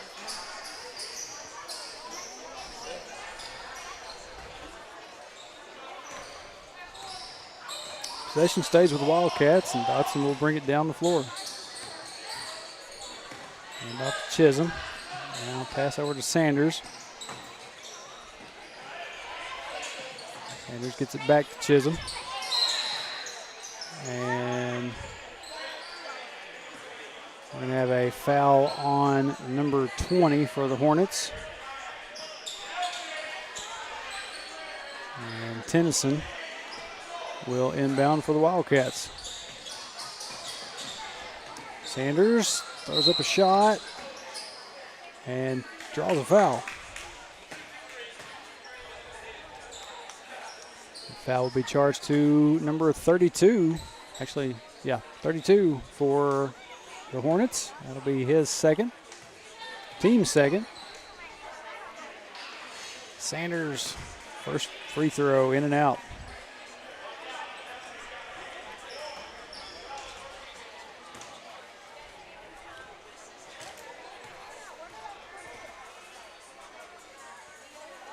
Second one will go.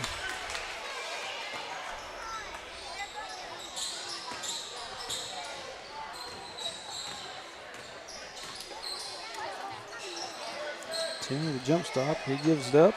Number one gets blocked by Chisholm.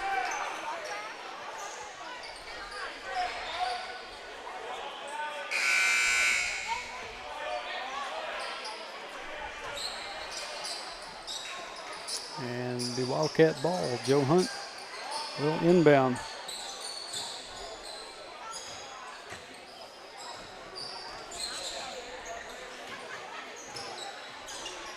Dodson gives it up to Chisholm. And tried to get the pass over to Sanders. Sanders just could not get out in front of it. Goes out of bounds.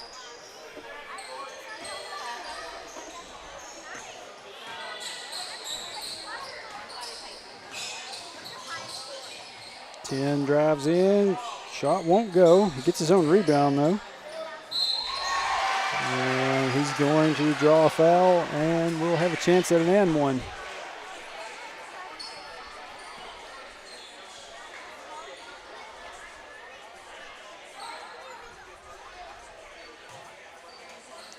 This number 10 down here has put up a lot of shots.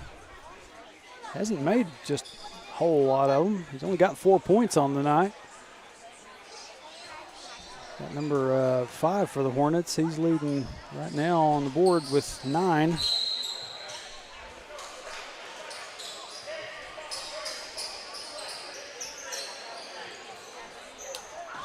And on that and one attempt, we had a foul on the rebound. The Wildcat ball. Sanders will bring it down. And we got another foul.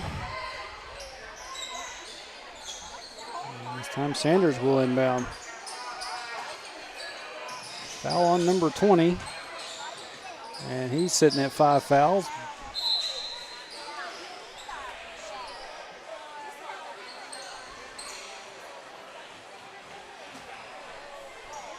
But nobody is making any kind of move to pull 20 off the floor. 10 is going to drive in. He's finally going to give it up. Off to 1. One hands off to 20.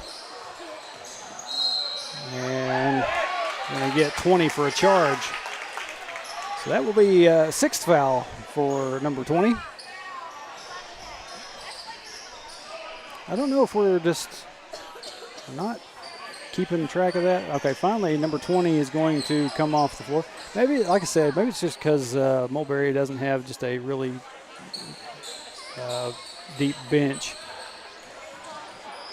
Maybe that's why we're just kind of disregarding the 5 fouls. Sanders tried to get a shot up. And my clock went way too far ahead. 2:34 instead of 2:14. Give me just a second.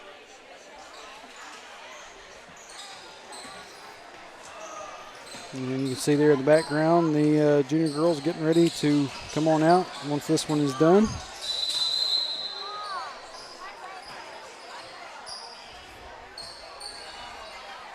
What do we got here?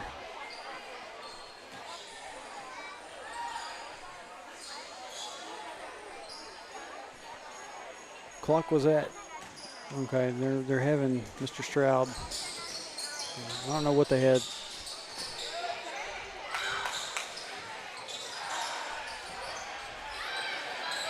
Chisholm able to come up with a rebound there. Behind the back, Chisholm drives in. Can't get his shot to go, but good job on the drive. And here goes 10 back to the other end of the floor now. He loses control of it, out of bounds. Okay, now I know what they're doing. Clock is going to run.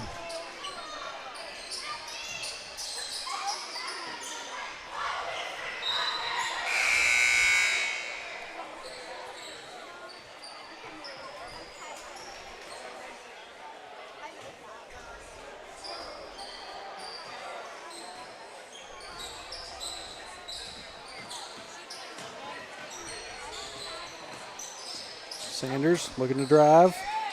Gets the shot up, but it will not go. Hummer makes the attempt at the rebound. And I believe we're going to say that it was off the Hornets, so Wildcats will keep it.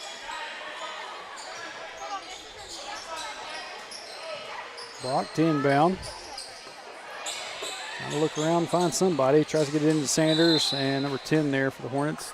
Knocks it back out. I could have sworn that went off of Green, but they gave them the ball.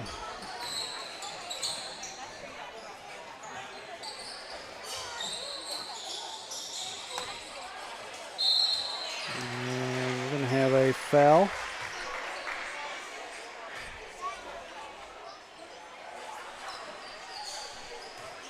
Number 32 will go to the line, shoot 2. And that foul will be on number 14 for the Wildcats. That's Garrett Sanders. That'll be Sanders' 3rd. Team 5th as we are down to 20 seconds on the clock officially. He's behind. Hall comes up with the rebound. Oh, kind of stuttered his feet there.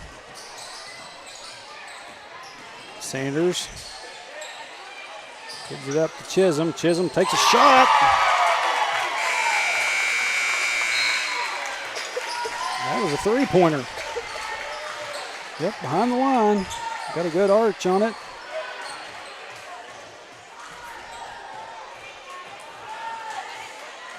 So, final score in this one, Wildcats going to get some points there on the board right there at the end, but they will drop this one 21-15 to the Mulberry Hornets.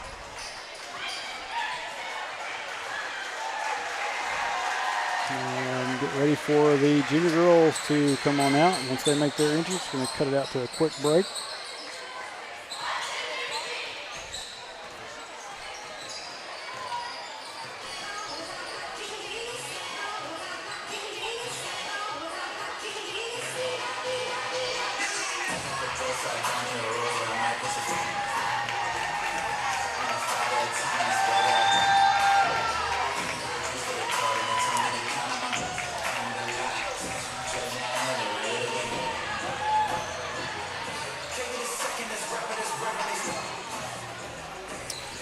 So we got about 7.5 minutes on the clock, and junior girls are out here for their warm-ups. Going to kick it out to a break, get everything reset. Be back with you for junior high girls basketball right coming up next, right here on Cat TV. Stay with us.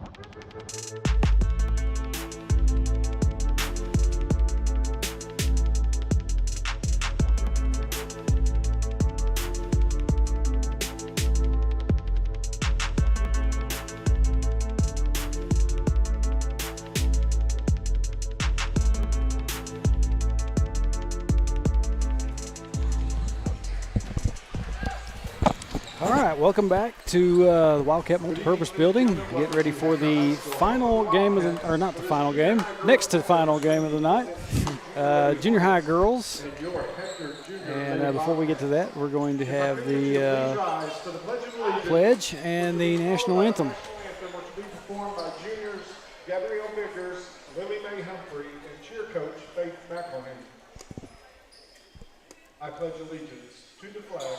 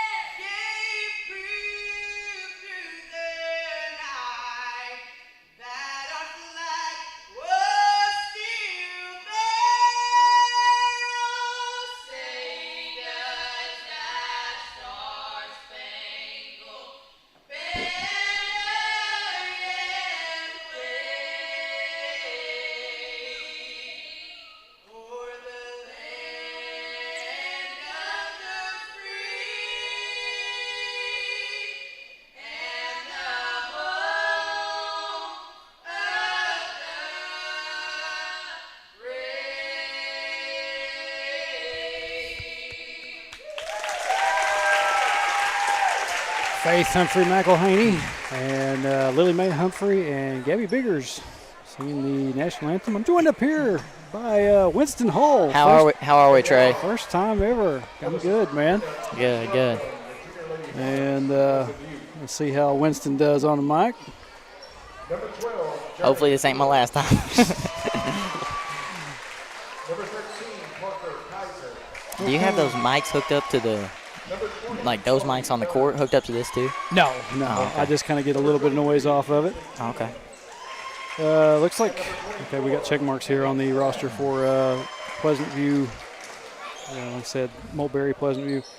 For the Lady Hornets, we got number 12, Journey Fields, number 13, Parker Kaiser, number 20, Chloe Dunn, number 23, Kinsley Keeling, and number 24, Cadence Staggs. And now we will have the Junior Lady Wildcats. Starting at guard, number 1, Serena Myers. Got number 1, Serena Myers. Number 20, Reese Vincent. Number 20, Reese Vincent. Starting at forward, number 21, Eliza Keeling. Number 21, Eliza Keeling. Starting at guard, number 22, Anna Level. Number 22, Anna Level. Starting at forward, number 30, Natalie Brock. And number 30, Natalie Brock. This Junior Lady Wildcats are head coached by Count Stacy, assistant coach David Freeman.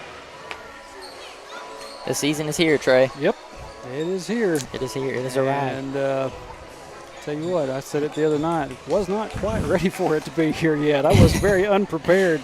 Oh, man, I mean, it doesn't even really feel like it yet. It just now started getting cold. Yep. Yeah, the chilliness during football games has been kind of missed because sometimes you get up in a press box and it is warm. Yeah, no joke. But we got a big game on Friday. We got Carlisle. Yep. Do you know their rank, like where they're seated? I know they're pretty good. they are sitting right about the top of 2A right now. Well, that sounds marvelous. Yep.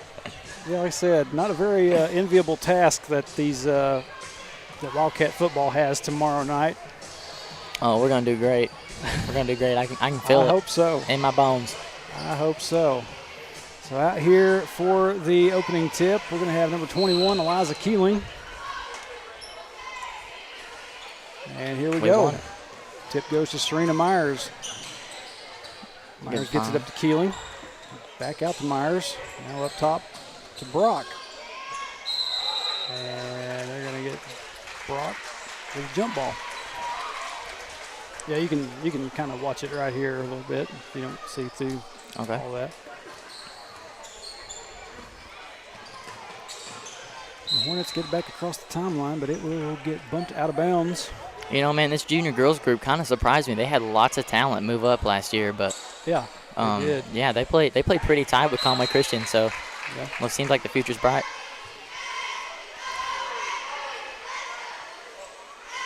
Ball will go out of bounds again. Last touch by Lady Wildcats, so the Hornets will keep it. Lady Yellow Jackets, I'm thinking. Good nope, steal. They're Hornets. They're still Hornets. Myers. Lay him. Oh. I can vouch for her, Trey. Those wide open ones are definitely the toughest ones in the game. Yeah, we've got a whistle.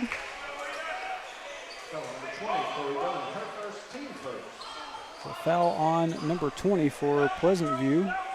Chloe Dunn. Vincent inbounds. Keeling in. Ball for Lady Cats. Still able to keep a hold of it. Brock. And it gets stolen away by number 13, Parker Kaiser. Good steal.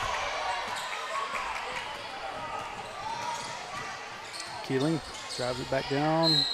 Goes off of her foot and out of bounds. A turnover back to the Lady Hornets.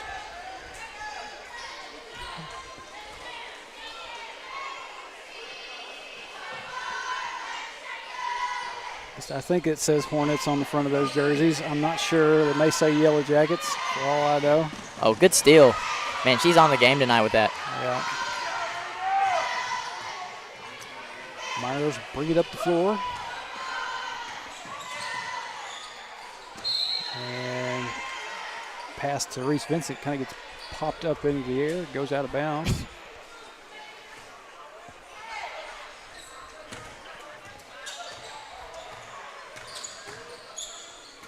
Good entry pass. Keeling. There we go. There we go. That's a great start.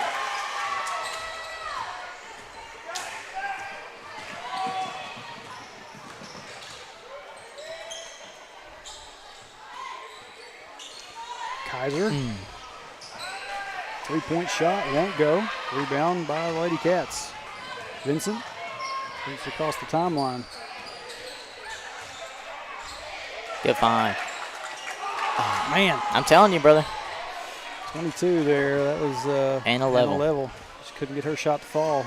It's a familiar last name. She's also probably related to him. There we go. Man, that 7th grade boys game, Trey, that was there was lots of fouls. Lots of fouls, lots of jump balls. In total, we probably could have outscored both teams' points after the end of that. Probably. Myers. Oh, there we go. Good kick. Now over to Brock. And Myers going to get tangled up down there and have a jump ball.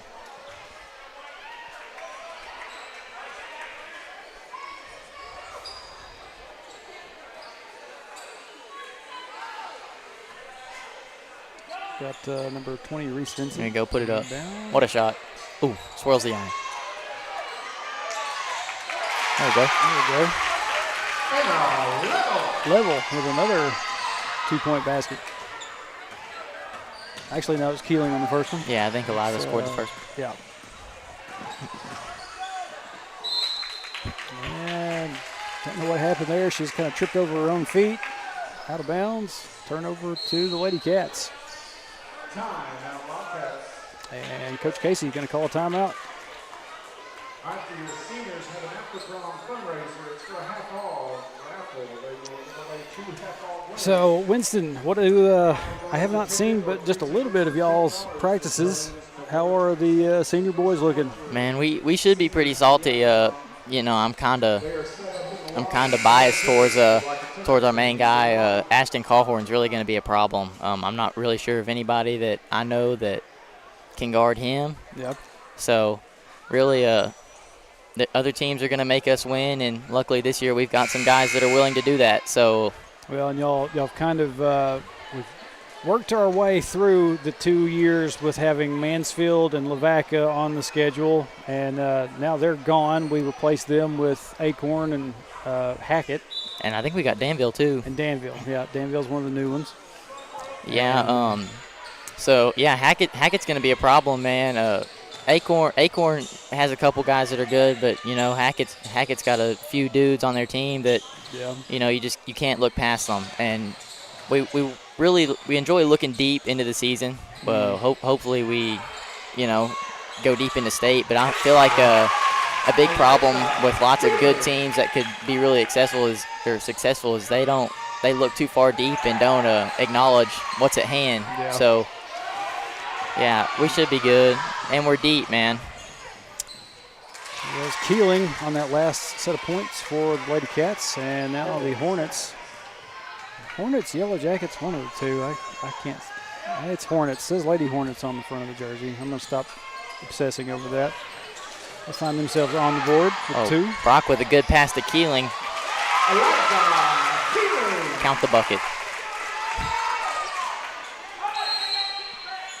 And now Timeout, Mulberry going to call a timeout.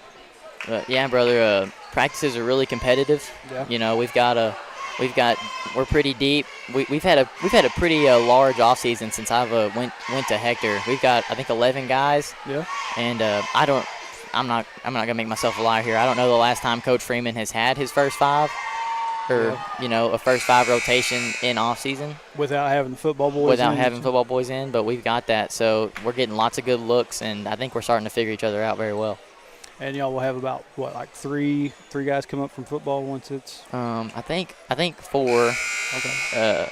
We're missing Baker, Tater, Mountain Man, and Drew, and there's one more. I'm not gonna mention him on stream because I don't want to throw him out there like that. I think he's kind of on the edge.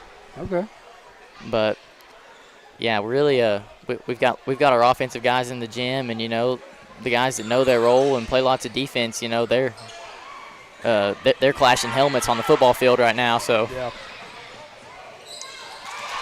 On the fast break, Hornets get themselves a layup. It's Kaiser. Good find.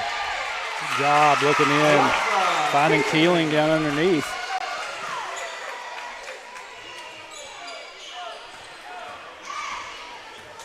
I don't know why you seem so loud to me. Yeah, I think I feel kind of loud. I'm trying to figure out which. Okay, Kaiser, I'll deal with that in a second. Kaiser gets on the board again. 10-6, Lady Wildcat lead. Inside to Keeling. Back out to Brock. Brock's going to take a shot. Just off the mark. And ball will stay down here with the Lady Wildcats.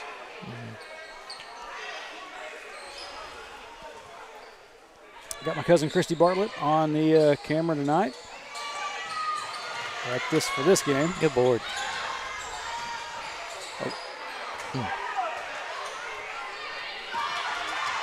Up the floor, Kaiser by herself gets a layup. 10-8. Is that 4 or 6 points that they have scored in transition? I think about 6 of them have came in transition. And what do we got here? 3 in the key. 3 seconds in the lane, you're right. Something that you don't see called very often. Just kind of depends on the mood of the referee. Right. It really depends on the ref too. A lot of them don't really care. Lots of referees in high school ball especially have ball watchers. Yeah. And even if there's fouls off the ball, sometimes they won't get noticed. But there we go.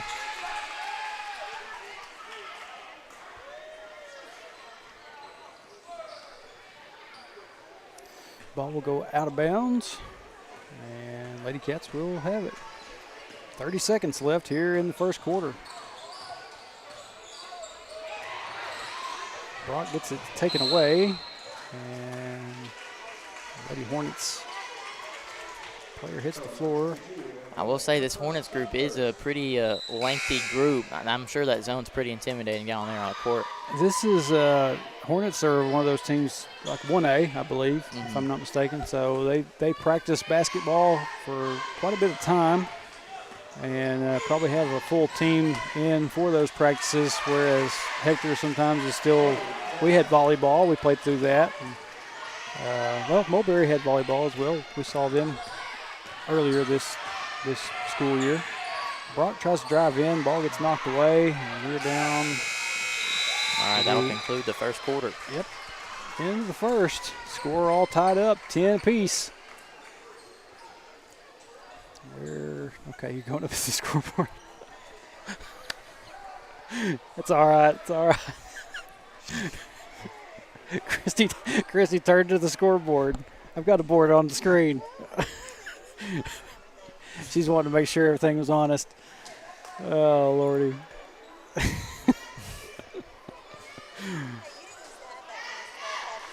You're right. I did not. When I was filming for Walt Davis, I just had to turn the camera and take a look at it.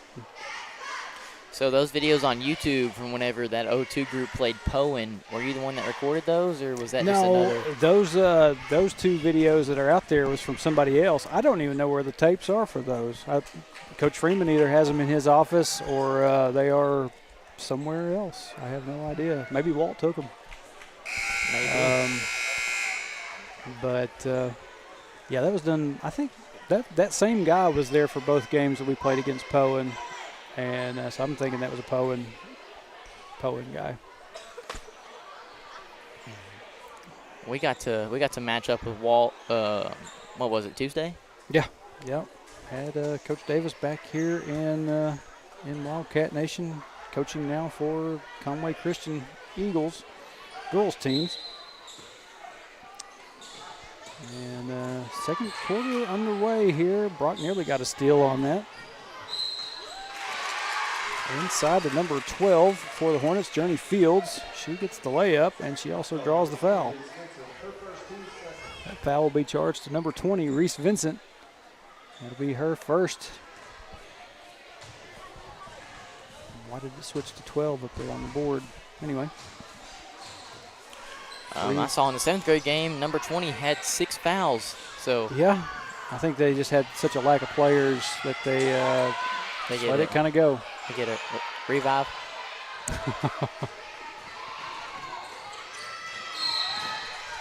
Good defense for the most part by, is that Olivia Biggers, I believe, on 22? Oh, yeah. Yeah, she'll get the foul there. Biggers first, Teeb second.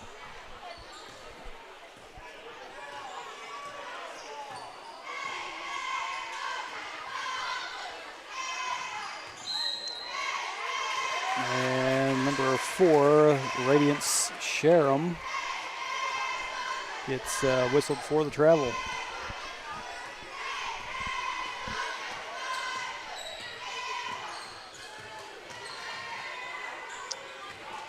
Brock gets it to number 3, Mila Myers. And we got a whistle down here.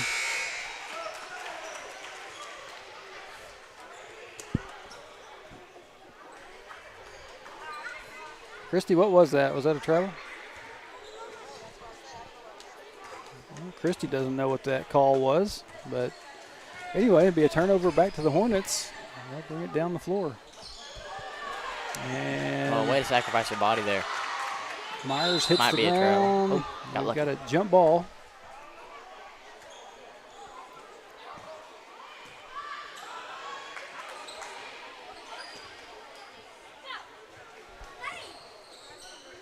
Lady Cats are going to have it. Myers inbounds to Myers. Haven't been able to make a call like that since both the McConnell girls were playing. Which Myers was that made that score?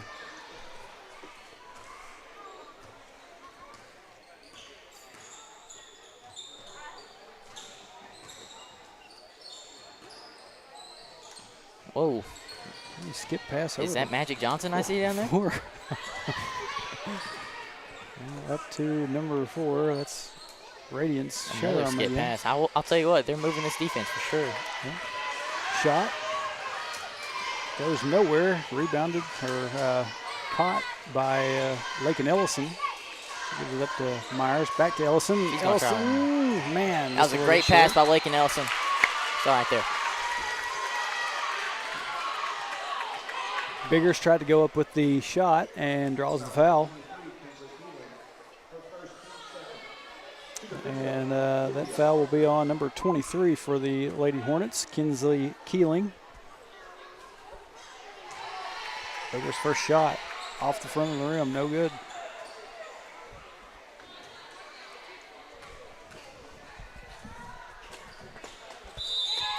Oh, somebody crossed the line. Yeah, lane violation. And I believe they're going to say that was by a Hector player, so no retry. And we've got the herd of youngins stampeding. Seems like they always got those heavy feet. For such small children, they sound heavy.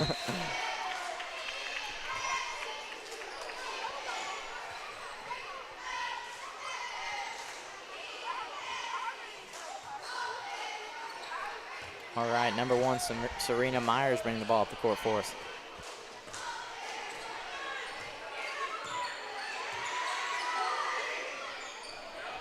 Ooh, that should be out. Yes, it is out on Lady Hornets. And Biggers will do the inbounding. I made an investment with the referee, so hopefully that $20 pays off. Can't say stuff like that. You'll make everybody believe we do that. That's the kind of stuff reserved for private schools. Oh, okay. I'm not 100%. You can say that either, Mr. Trey. Right, you're right. But I did, so it's out there now. You did.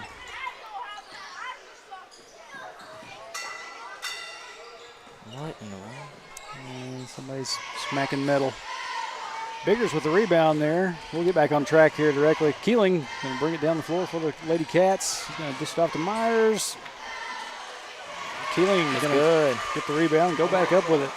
Man, I watched Eliza play volleyball this year, and, you know, for her size, she's very smart. Yeah. You know, she's big enough to where she can play above the net, and she was kind of playing checkers while everybody else, or playing chess while everybody else was playing checkers. Yep. Limbo. Lady Cats volleyball did really well this year for first year in conference play. They did. Made it to the finals of district, I think, both sets, junior high and senior high. Serena Myers. Actually, no, that was Mila Myers. Serena grabbed the rebound, though. Yep.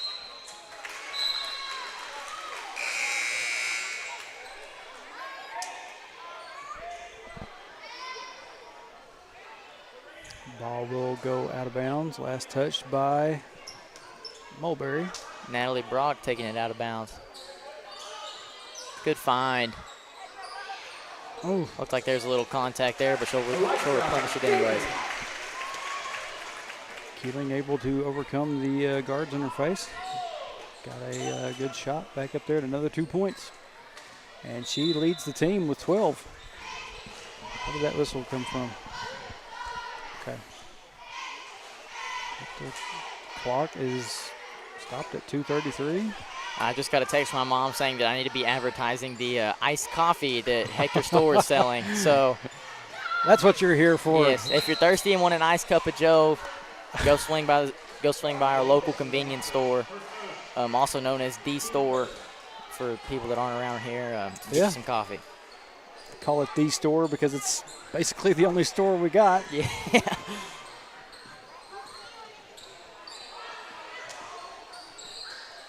Number 4, Caitlin Rowe with the rock. And Myers with the steal. She gets tripped up. Serena Myers, I should say. So we got 2 of them on the court at the moment.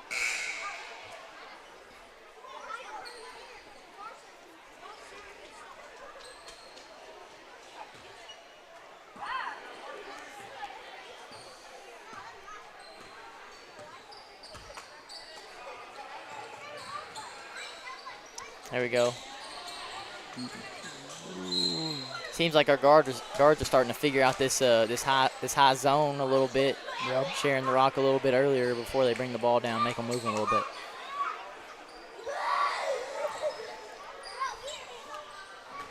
Good fake by Eliza Keeling. Yep. Oh, off the mark.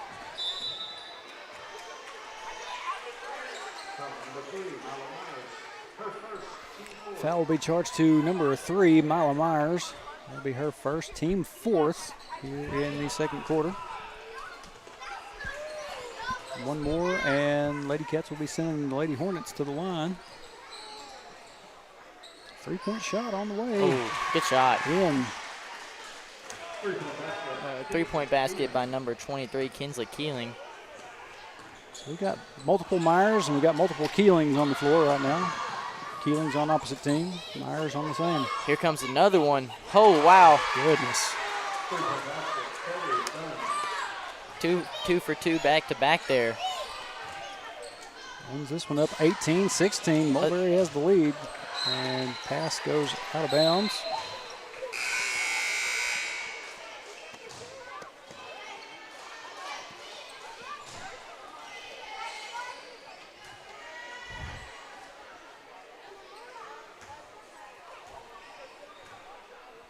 So we got number 12, Journey Fields, bringing it up the floor for the Hornets.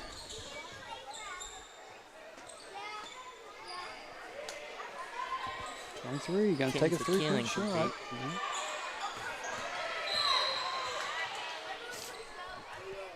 Myers comes away with a rebound. I believe she draws a foul. Although Myers doesn't have many points on the board, she's doing very well on the actual boards. Yeah.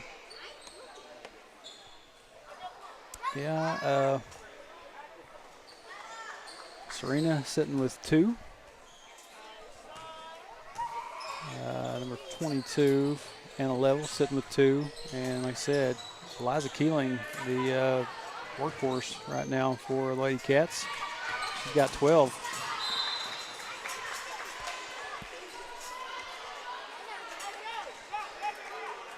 A little bit of a collision there. Ball goes out of bounds. Last touch by the Lady Cats.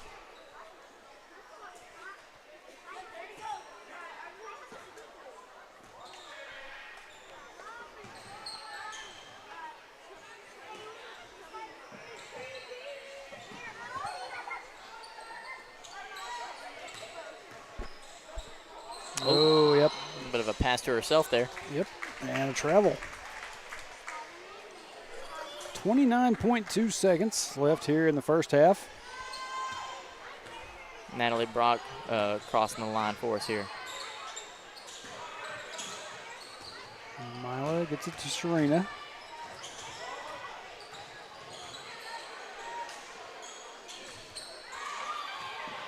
We've got 10 seconds left on the clock here in the second.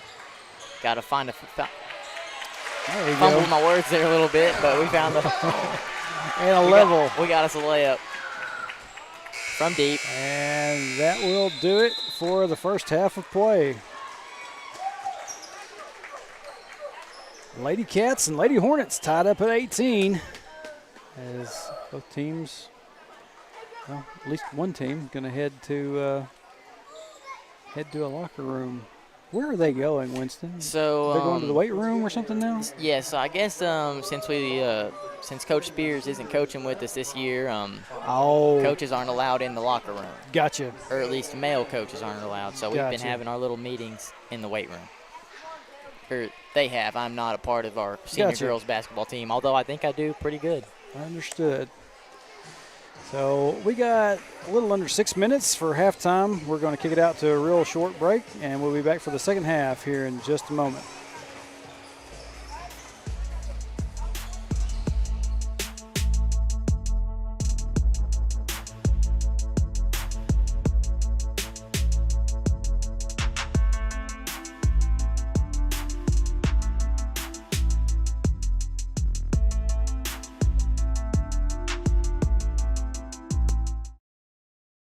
Safeguarding your building from the elements starts at the top. Use the company that's worked hard to earn the reputation as a top commercial roofing company in the area, Miller Roofing. Miller Roofing Company is local, family-owned, and their full-service team has been in business for over 30 years. Extensive experience working hand-in-hand with product manufacturers for new roofs, coatings, repairs, and re-roofs on many different types of commercial properties. We also know the importance of getting construction finished quickly. Contact us for a free consultation on your roof today.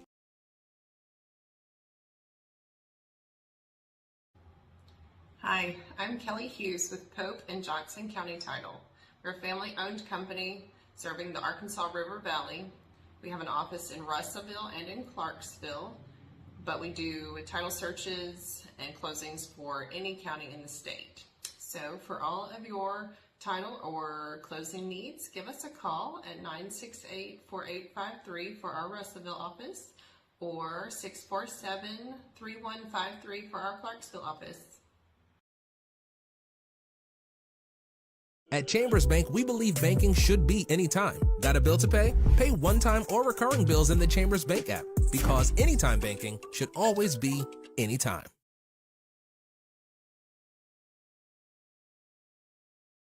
United Welding Institute of Arkansas provides training services for sought-after skills in the welding business, including oil fields, pipelines, refineries, and power plants. We understand the growing demand for experienced welders, and our trainers are proficient and equipped with the current know-hows in the welding industry. Since 2013, we devote our business into training and molding students to become full-fledged welders, as well as offering assistance to find job opportunities. United Welding Institute, where the next generation of welders are born.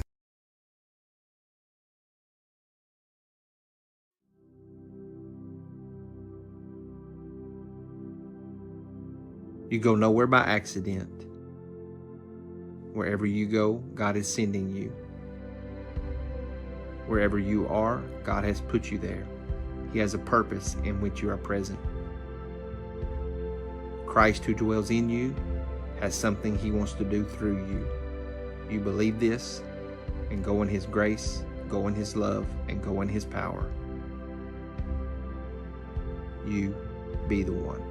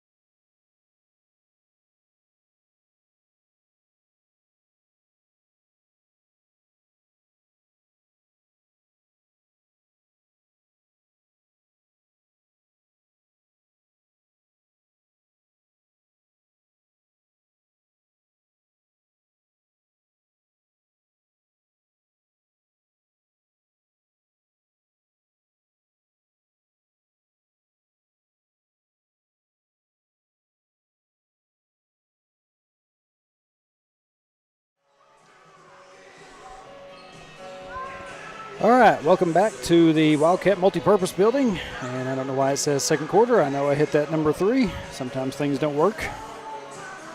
No, it does. Getting ready to start the second half of play. Lady Cats and Lady Hornets tied up at 18 apiece.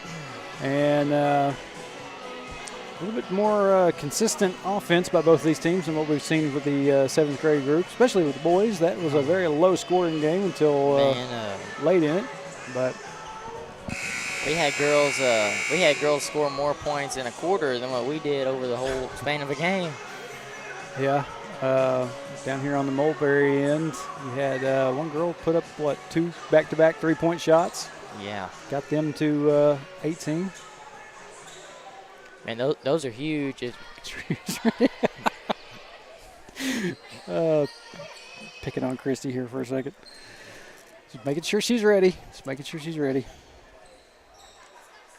The Lady Hornet ball to start us off here in the third. Once again, joined up here on the booth by Winston Hull. Good steal.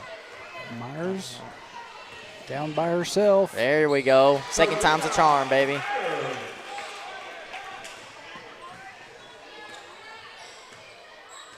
Breaks our 18-18 tie.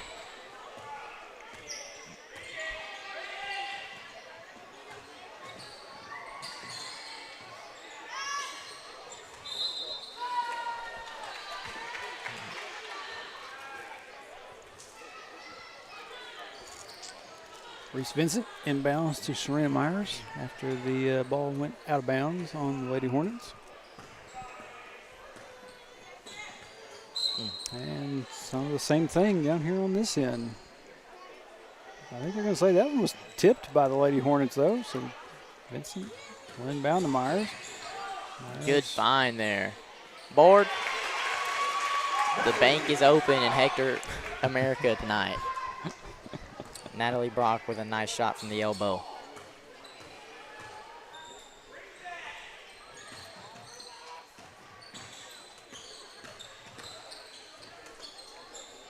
Three-point shot on the way. Bounces out. Fails once, try again.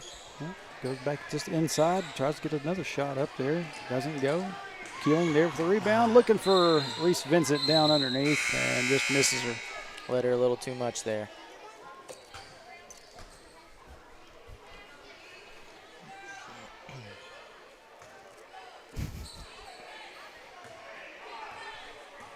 Christy's having to wrangle kids and get them money for concession stand and run a camera at the same time. She's going to learn what multitasking is like. Another steal by Serena Myers. Wow. Myers on a roll here. Everybody else is playing basketball and Serena is playing catch. All right. Lady Hornets going to call a timeout. Try to talk some things over. Lady Cats with a great start to this first half.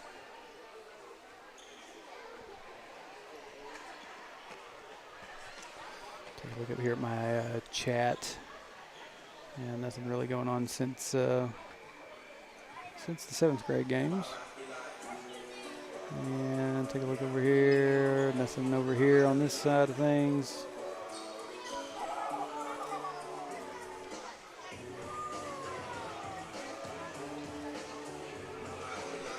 But yeah, like I said earlier, the senior high teams will get their first games against Dirks. Actually, boys will get their first game against Dirks. Y'all didn't play the other night. No, we didn't. I'm getting to face off against my cousin Jacob Chisholm. Jacob Chisholm, that was the one. Yeah, he's the coach over there, man. A couple years ago, I kind of whipped him in billiards at the Super Bowl. So let's hopefully we can mirror that. Jacob's a good dude. Played a lot of Call of Duty with him and some other games. And I had never really heard of them, so I didn't think anything about it. But they were pretty salty last year, so luckily we've got our guys, so we won't have our first 5 shouldn't have any rust to knock off.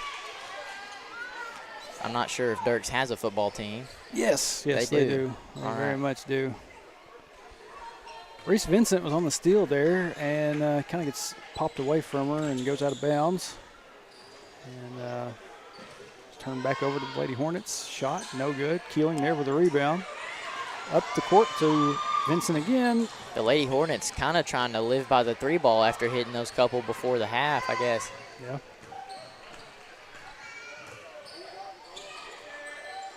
Find somebody with a hot hand, you know. Mm-hmm.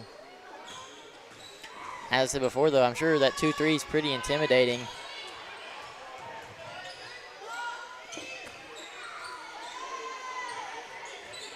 Good job by Vincent. Staying on her. Good kick. Kinsley Keeling for 3 off the mark. Myers comes up with a rebound. Serena Myers with another board. And gets tripped up.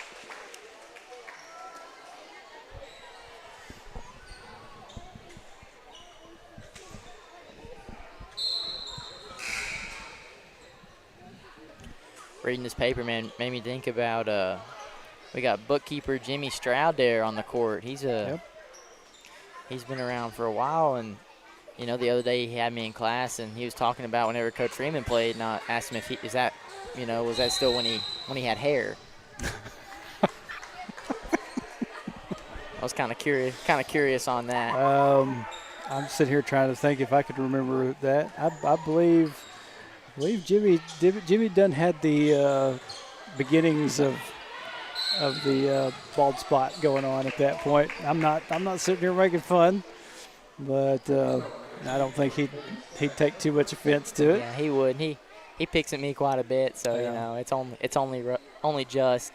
I think the funniest thing is seeing him go back and forth with Faith McElhaney. That's some of the funniest stuff. They'll sit there and shout at each other on the bus sometimes. Yes. And, you know, sometimes it sounds like they mean it, man. So. Oh, yeah. We got a steal by the Lady Hornets. He's a great guy. I really don't know what we do without him. Oh, yeah. Jimmy's been around forever. Can't imagine anybody else in that spot. You know, I'm actually, I believe 3 months away, would have been 3 months away from being his grand student. He, my grandma graduated in 77, and I believe he started in 78, or maybe it was Mammy graduated in 76, and he started in 77. But you're talking about your grandma, Charlotte? Yeah. Okay. Maybe so. Well, I know that he taught my mom, taught me, and but that was only like, what, 6 years ago when he taught you? Try 20. I was just off the mark there. I graduated in 2005.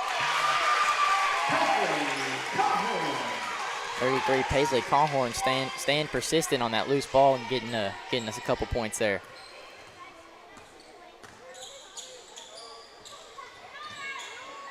Oh, gets herself another three-point shot. Oh, here comes Mulberry with a press. Yeah, they're going to try to stay in this one if they can. Brock able to get past it. Get past to Vincent.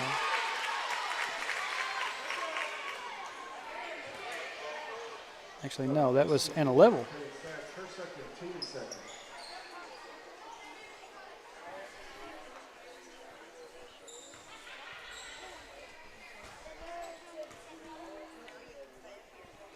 First free throw, off the mark.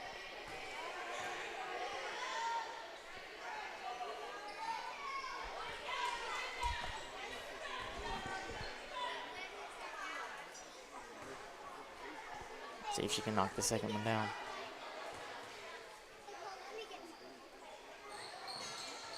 There it is. Yeah. Bounced around for a second, but finally went ahead and. God helped us on that one. 27-21. Good defense there by Anna Level, forcing a tough shot. And a good pass, too, by Natalie Brock in transition. Oh, man. Unfortunately, we couldn't hit the layup there.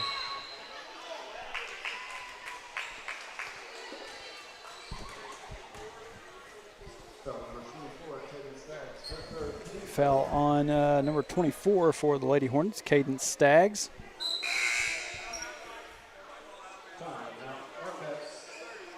Coach Casey will call. Oh, I think it was Wildcats, wasn't it? I believe he said Wildcats. Yeah, Coach Casey will call us a timeout here.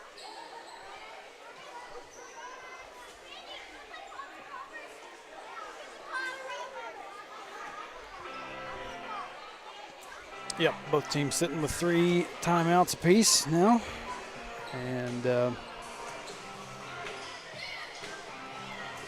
this has potential to be a very competitive ball game.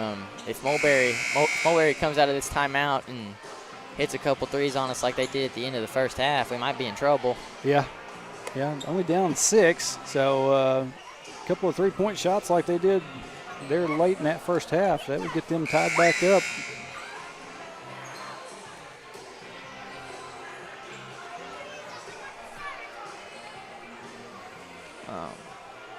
If I'm Hector here, I'm probably feeding old reliable Eliza Keeling. Yeah, if she's down there and she's open, I don't see why you don't get it to her. Pop gets it into Keeling. Keeling winds her way through. Oh, her own rebound. Kicks it out to Vincent. Vincent's shot won't go. Level there for the rebound. 2-point basket by Anna Level. She's having herself a game tonight. Yeah, Level up to 7 points. Kinsley Keeling, another one. Goodness. 29-24 after that 3-point basket. Lady Hornets trying to stick around in this one. Vincent over to Brock. Brock's going to fire her own 3. Swirls the iron. Good. Oh. There we go. Second time's a charm there for Eliza Keeling. You know, with this junior high group, they kind of remind me of my first year here back in 9th grade. You kind of you had to put a body on Grayson Mulder, man. Did we decide it was the Hornets, wasn't it? Yes. If the Hornets don't put a body on Anna or Eliza, the chances of them grabbing many boards or really coming back is kind of slim to none.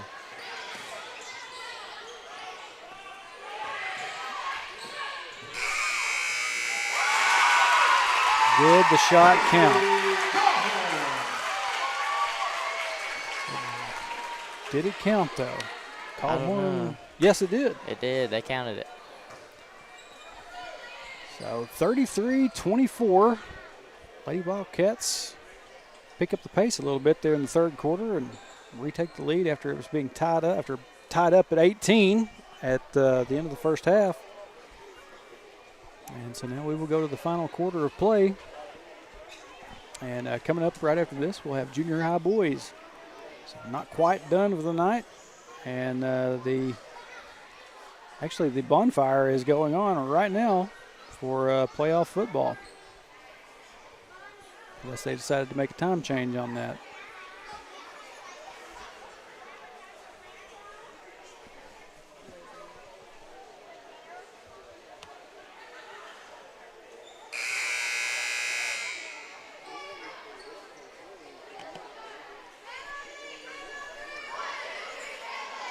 The call horn, Paisley Callhorn. Called her out by her last name, didn't give her first.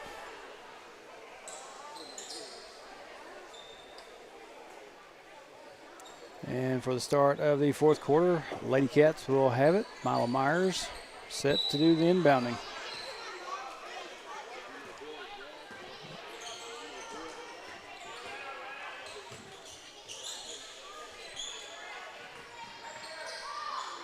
Biggers. Kobe. Oh, just off the mark there. Keeling tries her own shot.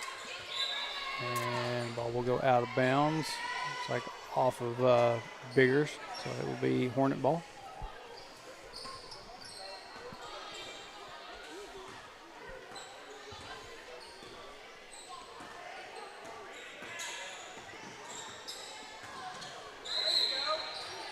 Shifty moves there by, I believe that's number 4. Radiance Sharon. If I mispronounced your name, I'm sorry about that. I said the same thing, and I messed up on it. we do apologize. First free throw bounces off the back of the rim. We have pretty much hit the mark where this is crunch time, man. Every bucket and possession counts here. Yep.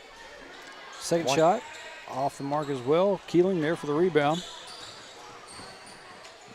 Keeling in transition. Ooh, pass deflected. Oh, good pass by Olivia Biggers. Might have got away with a little something there, but she found Eliza down there at the block ready to get Feet one. did move a little bit undetected. Sometimes that's the best.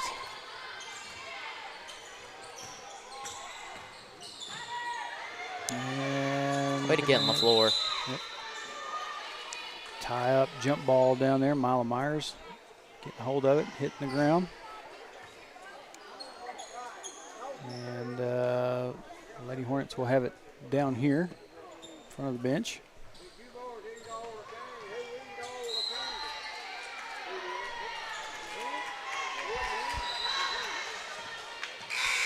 They had a little bit of an errant pass there. Goes out of bounds. Turned over right back to the Lady Wildcats. Number 5, Melody Mason subs in for number 3, Mila Myers.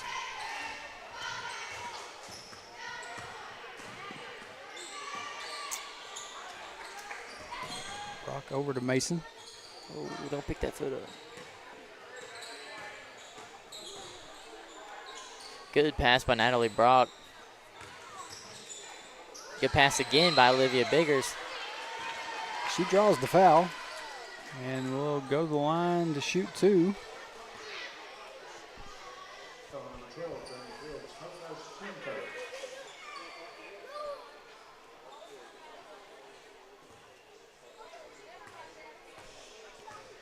Garrison Freeman just walked in the gym. I'm sure he dropped nothing short of 25 in his Pee Wee game just now. Oh, they were playing Pee Wees tonight as well. Yes, right? yes. Okay. I believe. Over at the old gym? Yes.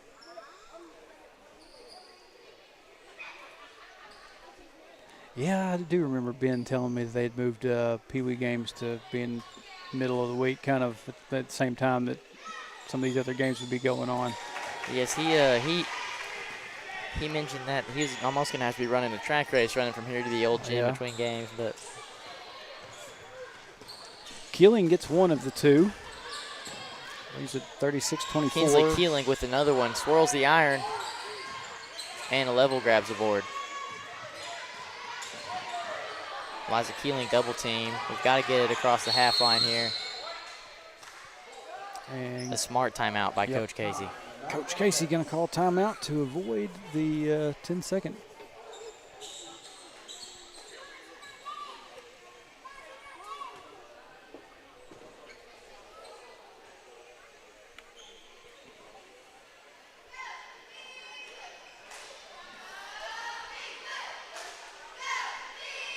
Oh, yep, there's Garrison. I spotted him over there in the corner. Heading up into the stands.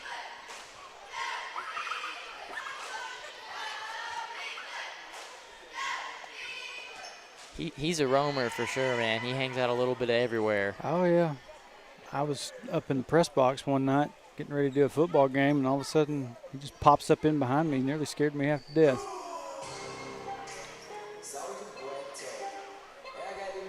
He was wondering where his dad was. I'm like, did you lose him or did he lose you? And he's not in the press box.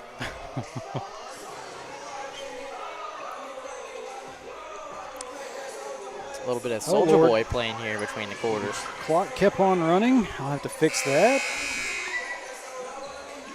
4:14. I don't know how I missed it. Excuse me. It's all right, Trey. Everybody makes mistakes. Right? That's been my thing for the day. Had a woman wanting to talk in a comment section. Kind of irritated me earlier. Oh, good find. Oh, Mason loses control of it. Stolen by the Lady Hornets. Kinsley Keeling, who's been a sharpshooter this game, is going to try again. Foul. Man. If I was Kevin Harlan, I would be yelling bang like he did in the, I believe it was the 2014 finals. And I think they're going to get Serena Myers on that foul. Yep, that'll be Myers' second foul, team second. Lady Cat's going to have to be careful and not give the Keeling and Green any more chances at any good uncontested shots. Yeah, we can't give her another look. She's hitting everything. She's got 12, and I believe all 12 of them are from behind the arc tonight. Yep.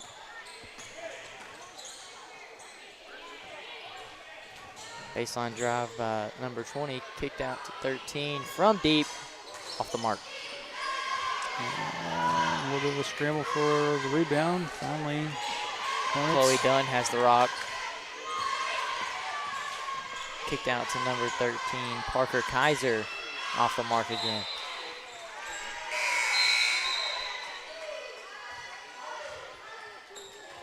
Got to have that shooter's mindset, man. If you miss the first one, you got to know that second one's going in.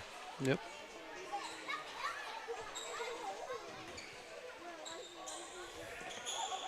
Got phones buzzing here on the desk, and I can't tell if it's mine or somebody else's.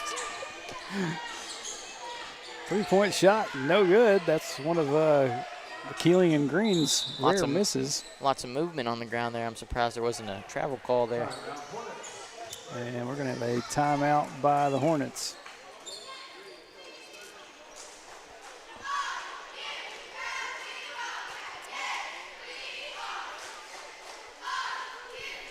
You annoyed with running camera? I say, are you annoyed with running camera? Okay.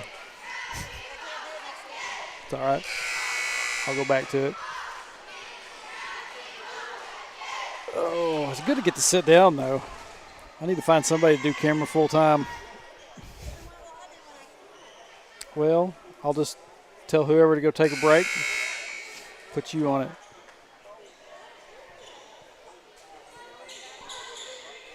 I do not. That's the problem. Finding good help is hard.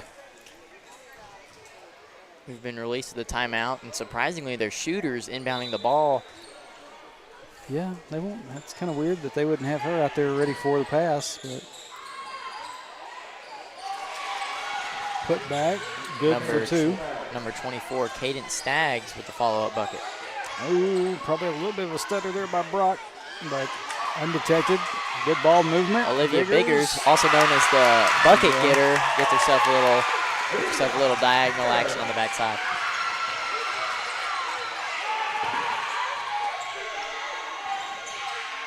Kaiser with the ball, swings it to 23. Keeling, tied up. Natalie Brock with the steal. Finds Milo Myers. Oh, just off the mark. And we're going to have a scramble for it down there. Lady Hornets come up with it and get the clean pass out. And then you had Milo Myers bump right into number 13 down there. It's like you knew she was right there. You just went ahead and bumped into her anyway. Yeah. Just kind of letting them know. Asserting dominance, if you will. There's a couple shooting fouls in that 7th grade boys game where it almost looked like we were playing leapfrog. Yeah, Gus Chisholm went flying over a guy. I kind of talked to him after the game. I was like, Gus, everybody knows that's not your forte, man. Looks like we're going to have a foul down here.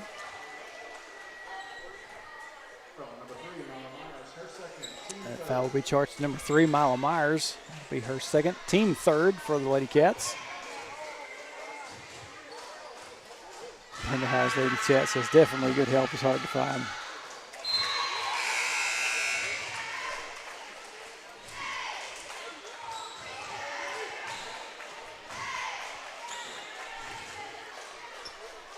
Okay, so I must have missed something here. Lady Hornets up to 31. 31 to 38. Yep. A 7-point deficit's pretty hard to come back from. Oh, here we go. They're going to give it a shot, though.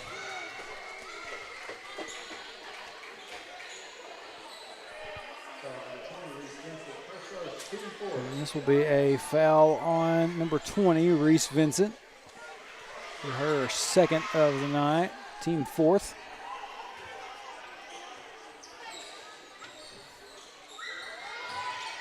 Pretty simple box set out of the inbound there to get number 13, Kaiser, a bucket.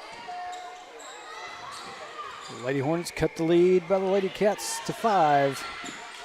Good find there to Eliza. Keeling kicks it out to Brock. Brock's going to drive inside, stops, shoots, and gets herself 2. Good attack there by Natalie Brock. I will say one thing about really all those Keeling siblings, Coach David taught them well, David Keeling. They're all very fundamentally sound basketball players. Yep. You know, they always stay pretty calm. You can't really speed them up. Oh, I'm bad with names sometimes. The one that moved up to y'all, to senior high. Landon. Landon Keeling, yeah. I couldn't think of him. Saved my life the other night, and I was telling somebody about it. Man, we played with I played with Landon. Really, our whole group played in a little travel ball team this summer. And, you know, I think this summer is going to be the year. Speaking of Keeling, Eliza, off the mark there from Eliza.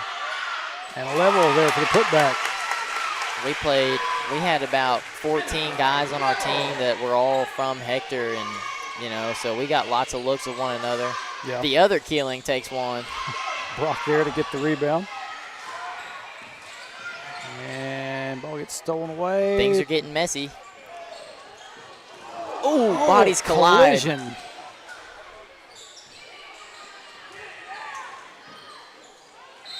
It was Serena Myers and a level, I believe. Had a little spin out in the rhythm section down there on the wing. Colliding down there.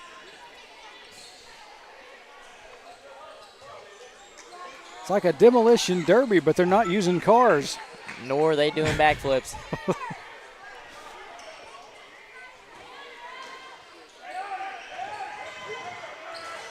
Kick back out to number 20. They're going to need this if they want a shot. Uh-oh.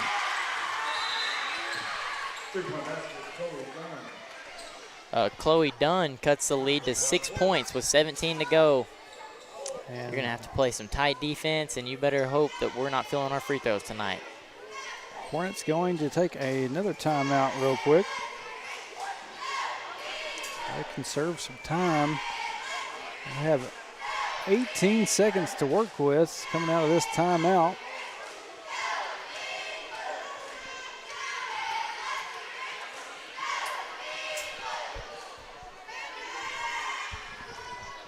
Good group of cheerleaders down there. More than I saw the other night for the first games. They just weren't quite ready yet.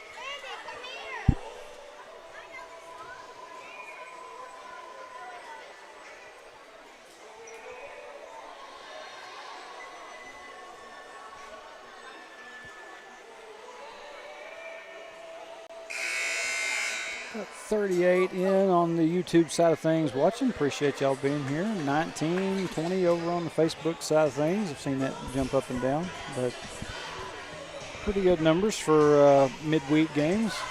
But you mentioned having the Pee Wee games on weekdays earlier. Mm-hmm. You know, I would be all for it if I was a parent of a Pee Wee kid, man. But, you know, as somebody who had to kind of watch their mom and dad both, you know, have kids in both areas, that's a tough thing to make. Mm-hmm. Now, did you get up here to Hector before the one in Atkins, your stepdad's boy, graduated? I did not. Okay, so he was done, and you came up here after that. Yeah. Olivia Biggers. And won by Olivia Biggers. She doesn't even know she's shooting free throws. She's so pumped. Biggers gets that, and he's going to go to the line for one more. Going to get a shot at the charity stripe here.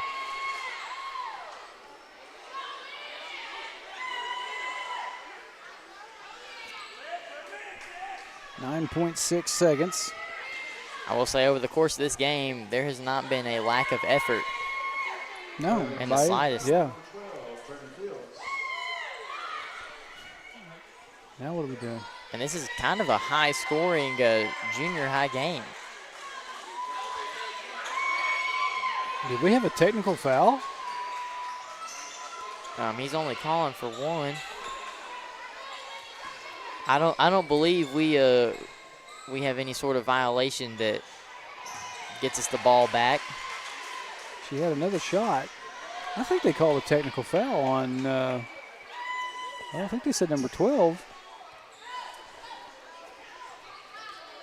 Now the referee's going to talk it over a little bit. So seems to me like Biggers is going to get her one technical free throw. Oh, so she wasn't given her shooting foul free throws. Something similar happened like that the other day in I believe it was the 5th grade boys Pee Wee game. Looked like a WWE Super Slam on one side of the court, and Knox Gray got fouled on the other end, or Knox Stanek got fouled on the other end with a shooting foul, and they only gave him a free throw, and I kind of think they gave the other team the ball. Biggers going to inbound, gets it into Keeling. Biggers is going to try another one. Oh, man. Board. 2, 1. And that's game. Lady Cats hang on and win this one 44-36. Had a little bit of a flurry by the Hornets. Like that three-point shooter we talked about, that Keeling, the Keeling in green, she was deadly with it. And said 44-36 final. I believe that puts the this group of Lady Cats at 1-1. 1-1. Here comes the game we've all been waiting for, our junior boys. Yep. Junior boys making their way out. You know, everybody kind of had a certain feeling about them before their first game this year, and I watched, and it looks like they've really got some potential. You know, we've got some guys that haven't really been exposed to much basketball before. Yeah. Of course, we've got Hayden Campbell and Alec Cawhorn, who have both been playing and have gotten lots of valuable minutes since really they've played basketball in general. But a lot of these guys are getting to develop and, you know, learn. We may end up with a deep group by the time their senior year rolls around. Oh yeah, I mean, you got some of these guys out here. You know, I've seen, you know, just a little bit over the years, but then again, you did have some that moved up, like we talked about with Landon Keeling and a few of those from that junior high squad. But just have to see how everything goes and how they develop as the season goes on. We got about 7 minutes until the junior boys starts, and so we're going to kick it out to a real short break, and we'll be back with you for the start of this game here in just a few minutes.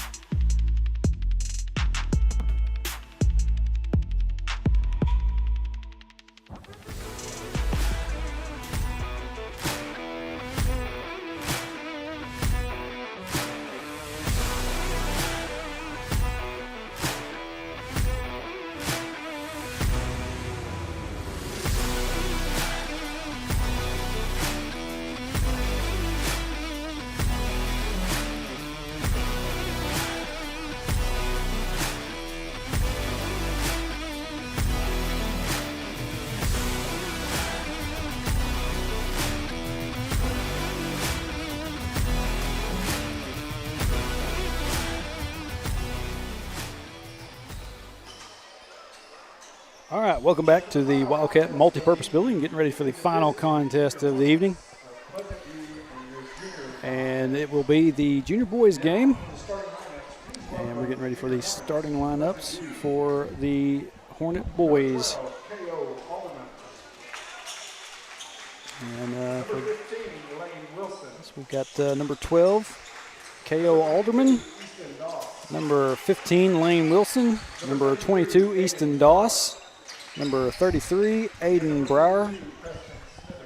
And 42, Preston Smither. Man, we played Mulberry in some summer ball this year at a team camp, and just one of those teams that you can't overlook. That's the senior high squad? Yes. Yeah. And now, your junior Wildcats. Starting at guard, number Like I said, it's a 1A school. They play a lot of basketball. And Especially for boys. Yeah. For the Wildcats, we've got number 1, Hayden Campbell. Number 4, Mason White. Yep. Number 11, David Warren. Yep, David Warren. Number 21, That's my guy Ridge, baby. Ridge Weigel. That's my guy Ridge. And number 24, Alec Callhorn. And they are head coached by Ben Freeman with assistant Calvis Casey.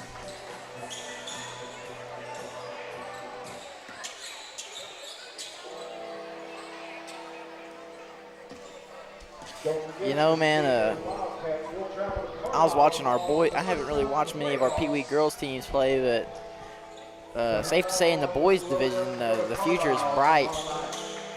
We've got lots of good groups. Oh, yeah. Being well coached in Pee Wee goes such a long way, man. Yeah. So, Alec Callhorn out here at midcourt, getting ready for the opening tip. Here we go, Big Al. And tip goes to the Hornets.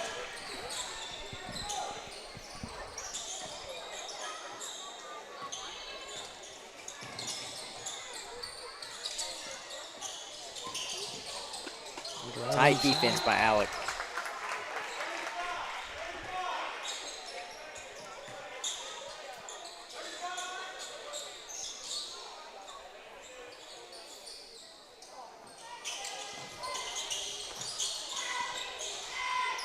Going to 3. 3-point shot. Off the mark. They say it's a glitch in the system, Trey, but it didn't really show there. Another 3-point shot on the way. No good. Rebound comes down to David Warren. Hayden Campbell, man, I will say, Hayden, he's quick as a dart. Yeah. Seen Campbell for the last couple of years. And, you know, I've always kind of viewed him as he was, you know, kind of small, but this year, whenever he come out, he looks like he's put some pounds on. Yeah. Certainly wouldn't want him getting a hold of me. It's a little bit taller and a little bit more stout looking. I don't want to say bigger because I'm a big dude. I don't want nobody making fun of me.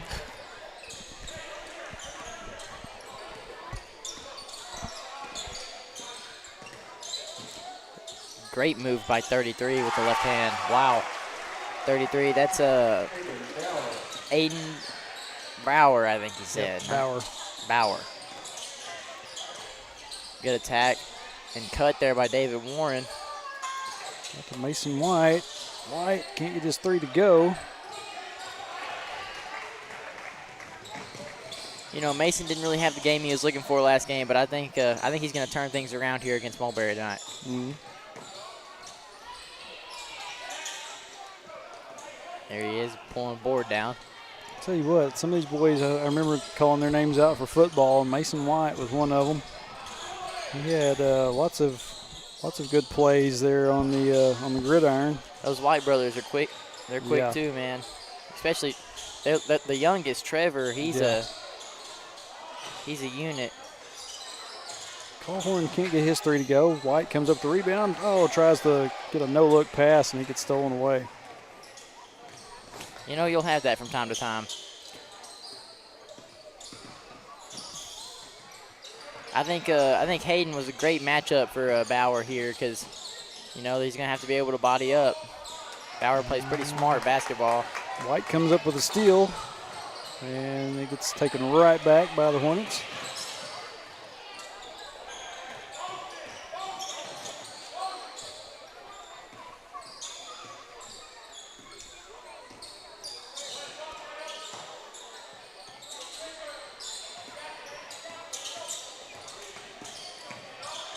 A quick move by number 12. K.O. Alderman. Wow, that is a phenomenal name. So as his initials, if somebody can tell us, does that stand for knockout? Because if it does, I'd like to shake your hand.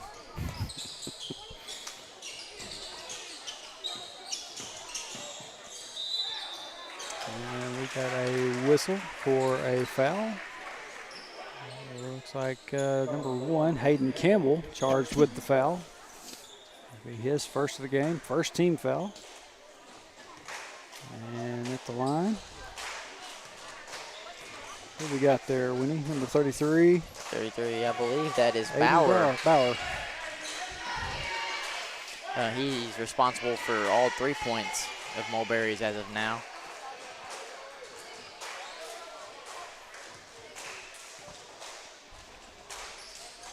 Good shot. All right. Wildcats moving the ball great against this press.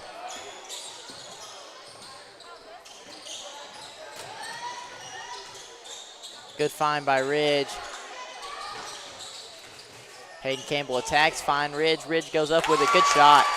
All right, that's Callan Short. I'm sorry.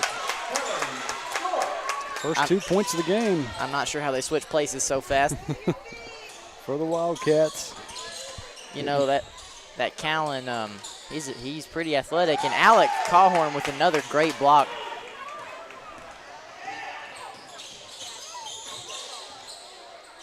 Running the floor. Oh, that should be Hector ball good. And it will be.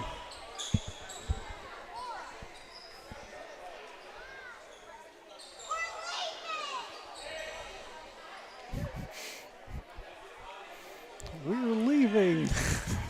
Not sure who that was. I'm assuming it was either a Biggers or a Chisholm. Very adamant. Time to go. Warren set to inbound. Warren's got to get it in here. It's into Cawhorn. Back to Warren. Now back to Cawhorn. Top to Campbell. Campbell spin move. Tries to work his way in. And he's going to get whistled for a travel. That wasn't a travel yet. Yeah, I didn't see his feet move too much. Taking a man-on-man press here. I like this decision. We gotta tire out their guards quick, man. They're going to be responsible for most of Mulberry's points tonight. Ooh. Short's got to watch out. It's a little bit handsy sometimes. Gets him into foul trouble. Good tip by Callan Short there.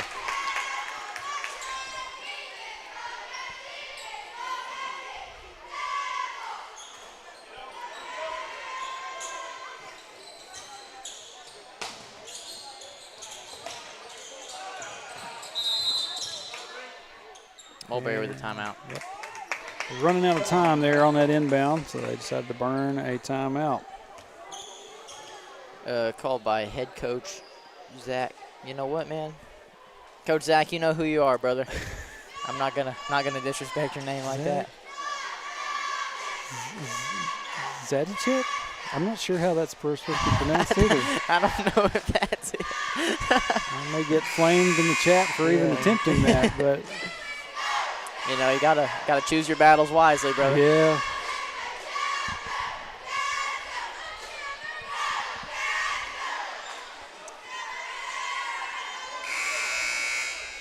One thing that I'd also like to acknowledge is Mulberry's shoe game is going great tonight. I'll tell you what, yeah, I've seen some crazy looking colors. Some of them's got the yellow and green going on. Somebody's got red. Those are, holy cow, those are about $250 pairs of shoes. You know more about shoes than I do. I'm out of touch. Those are the reverse Grinches. Aiden Campbell going to be charged with his second foul of the game, and he's actually got both of them right now on the board for Hector. We've got to have him too. I wouldn't be surprised if Coach Freeman doesn't save him a seat. There it is. Yeah, he's important, man. We can't be having to pick up 3 in the first. Campbell steps out, and looks like was number 5 the one that replaced him? No, I believe it was number 4, Mason White. Okay, White came in. 2 free throws hit by number 22, Easton Doss.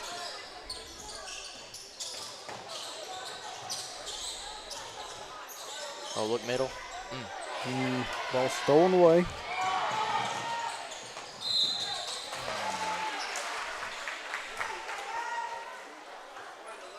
We probably could have got away without fouling there. And that foul will be charged to number 11, David Warren. Be his first. And at the line looks like number 32. 12, I believe. 12. Yeah, 12. Never mind. Couldn't see the 1 on there. Oh, knockout Alderman, baby.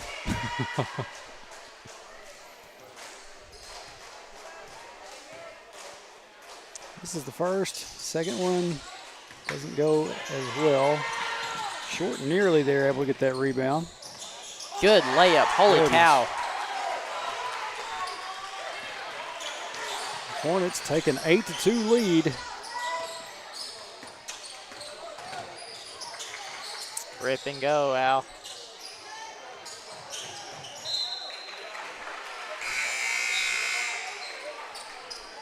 Wildcats lose track of the ball, goes out of bounds. Turnover back to the Hornets. 53, Caden Hanna subs in for, who's that just came out? Number 12, knockout Alderman. Sorry, We're going to run with that. Honestly, I forgot that his name was KO, and then I didn't even fact check that. It kind of just slipped off my tongue there. Good find. Oh, man. Short fought to get that one back in. A good drive and kick there by number 15, Lane Wilson. Callhorn loses control of it, and he goes back out.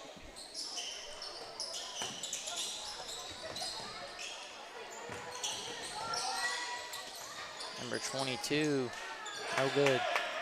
Mason, David Warren bringing the rock down.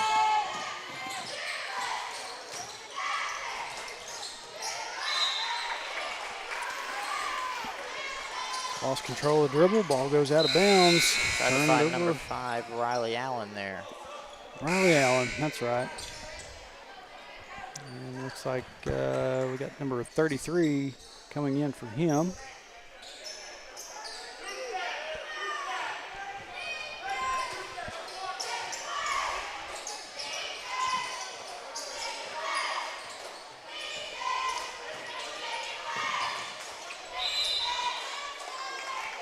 Travel called on number 11, Brody Harmon. I think he had a couple of Hornets kind of collide with each other there, maybe caused that travel.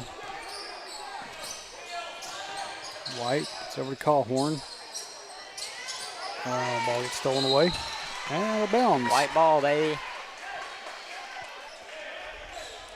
Man, you know, Al's usually standing there pretty open, you know, as we're crossing half court. If we could, you know, if we were a little earlier about finding him. Whoa.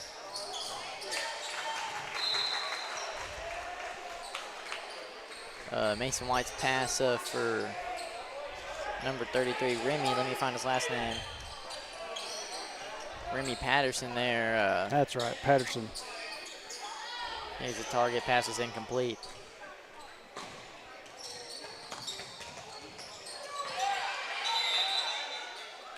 And couldn't find nobody to get the ball inbounded to, so Hornets will call another timeout. I believe Coach Z has called 2 in this quarter. Coach Z We're just going to go with that since we don't know what the pronunciation of his last name. I believe I'm just going to start taking these rosters and writing down what I'm going to call them. Yep. You pull the whole Shane Martin playbook, just give them nicknames. Yeah.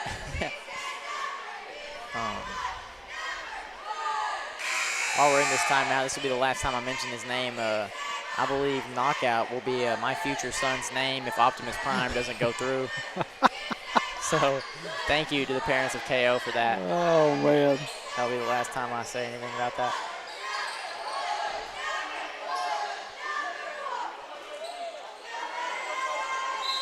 Mulberry in a stack set to get the ball in. Optimus Prime.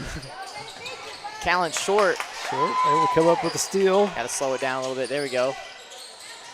A great pass by Mason White to Alec Calhorn. Remy's breakdancing on the ground there, but we got a bucket. Way to finish out the quarter. Wildcats down by 4.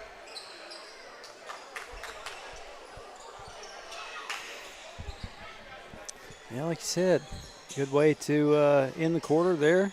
Good job by Short getting the steal there and finding Calhorn. Who was that? Or was that White?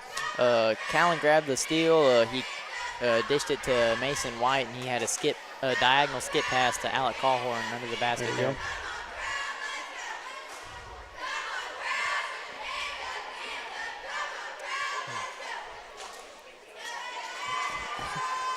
We've got a drummer on our cheer squad also. Ella McElhaney was. And she is spectacular Yeah, at she it. was shredding last Friday. I think it was last Friday, wasn't it? It was time before last. A couple weeks ago. Time before last. Yeah, the pep rally and then the senior night football. That's part of a drum line that brought the house down during the pep rally. Brought the fire, and then even at the game, man, that's all genetic though. Faith and Nate both, her parents are very, very musically inclined.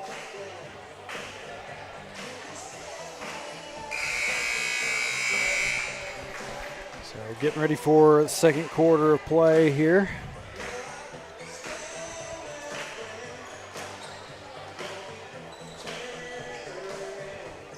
It'll be Callan Short inbounding for the Wildcats. Callan scored the opening points of the first and kind of put his couple points in the PRF department, the points responsible for, with the steal that led to the last bucket of the first. Did they just get him for a travel?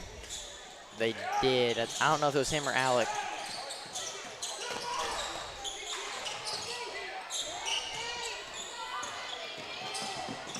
Callan has a great assignment on number 33.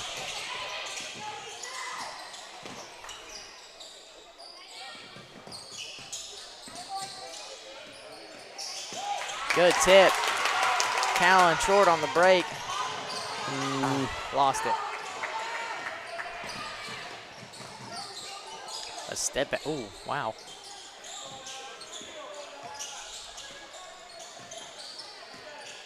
Oh, got to get a hand on him. Swirls the iron, luckily.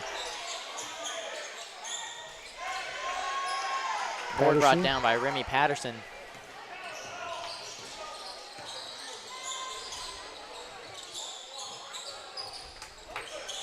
Good one more by Hayden Campbell.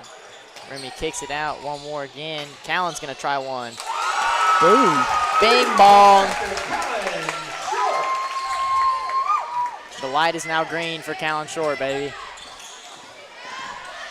Hayden Campbell gonna have to play some conservative defense here in this quarter. He didn't need his foul count getting up. Remy Patterson runs it down.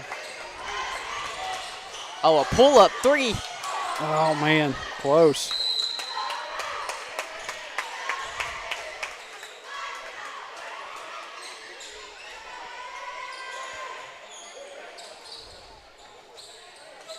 I have to remember when that was that he made that, about 4.5 minutes. Oh, Callan could have turned around and got himself a steal.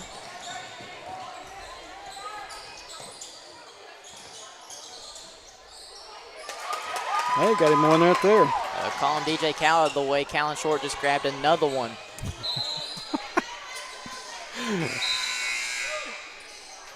Out of bounds on Hector Mulberry ball. I'll tell you what. At some point, I'm going to probably give this up to Winston, let him and somebody else do this. But he's got basketball he's got to worry about for the next bit. This will be my inheritance from Trey. It will be.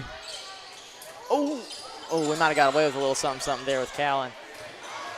Other than that, he's playing great defense on Mulberry's main guy. Ball swung to number 11, Brody Harmon. He's going to attack. Oh, there it is. Well, we probably needed that about 94 feet out. So. That'll be charged to number 23, Callan Short. That'll be his team first here in the second quarter. 3:51 left. 1 point lead for the Hornets.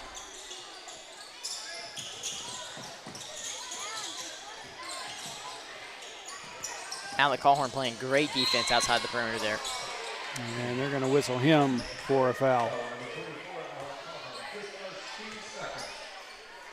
Also be his first. The boys' games tonight have not been very high scoring. No.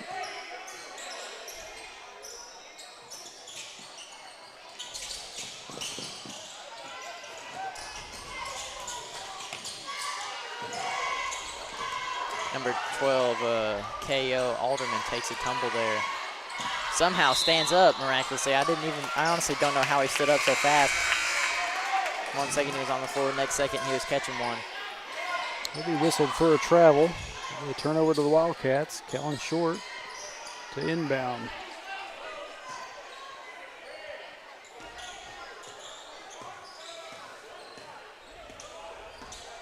Hayden Campbell bringing the ball across the half line. The Ridge swung one more to David Warren. Alec Calhorn with the baseline drive. Stepped out of bounds.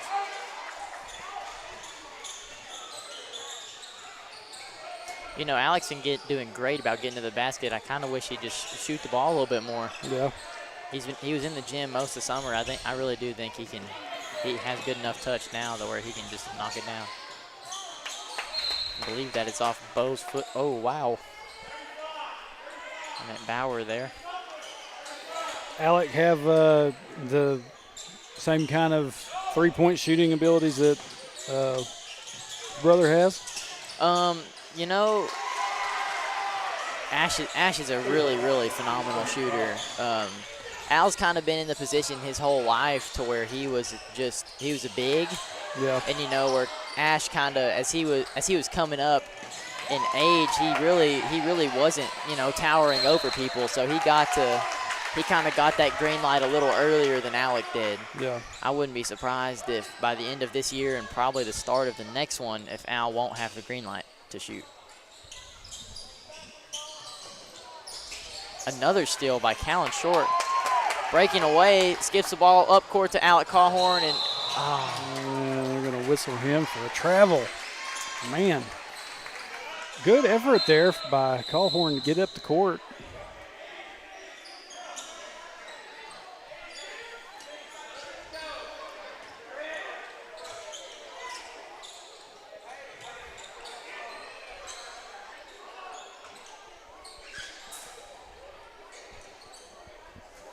must have been a spill down here at this Hector side, Hornet side quarter. Had to get the towel out.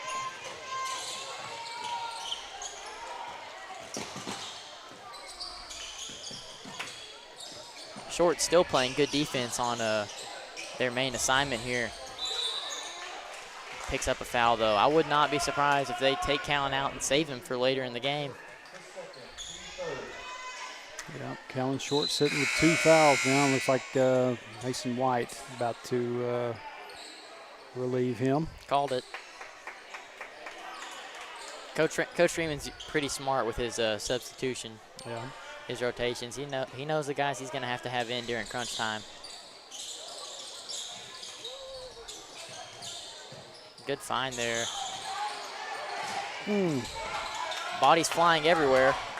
Warren's able to come up with it. It's back across the timeline. Warren swings it to Campbell. Campbell surveys the floor. Back to Warren. To Alec Calhorn in the corner. He's going to try a 3. Off the mark.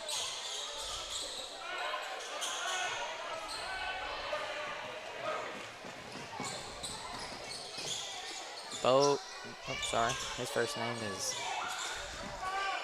Aiden Bauer. Tries a three.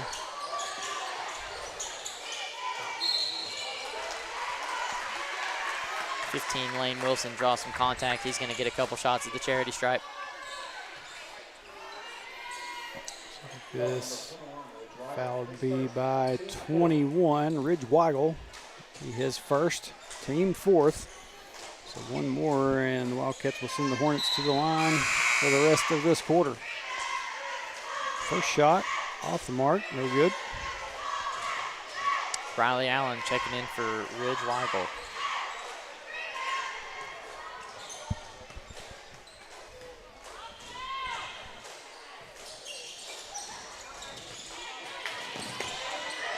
Second free throw off the mark by Lane Wilson. Hayden's going to take this one coast to coast. Step around him. Oh, good take by Hayden Campbell. Just missed it barely. Alec Callhorn with the board. Swings it to David Warren. David looks. Swings it again. Good attack here by, wow. Great take by Riley Allen.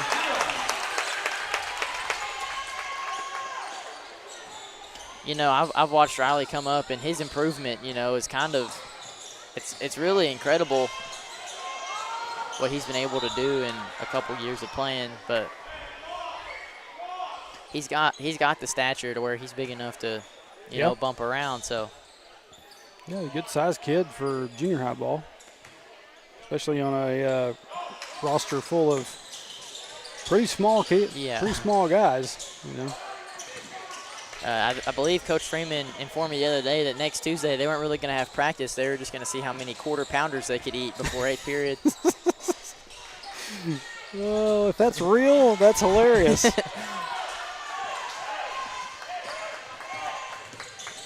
Good pass by Hayden Campbell, coast to coast. Oh, off man. The mark. We really needed that to close the quarter there. We might get another shot, though.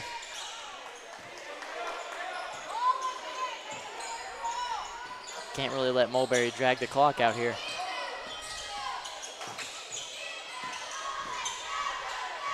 Fading out. Ooh, Aiden Bauer almost hit a tough one. He's going to go to the line. Yep, at the line to shoot a couple. Foul on number 11, David Warren. That'll be his second, and that gets the Wildcats to 5 team fouls. Mulberry playing really well, no fouls at all for them. Either that or the referees just have not picked up on them. Sometimes when you have a foul discrepancy like that, I start questioning things. I'm a conspiracy theorist. I will say both of these officials are very unfamiliar to me, so. Yeah, I don't think I've ever seen this. Well, the bald guy over here on the end. Yeah, I believe he coached some of my Pee Wee games. Uh-oh. Take back up. We need to slow it down. A kick to Alec Callhorn.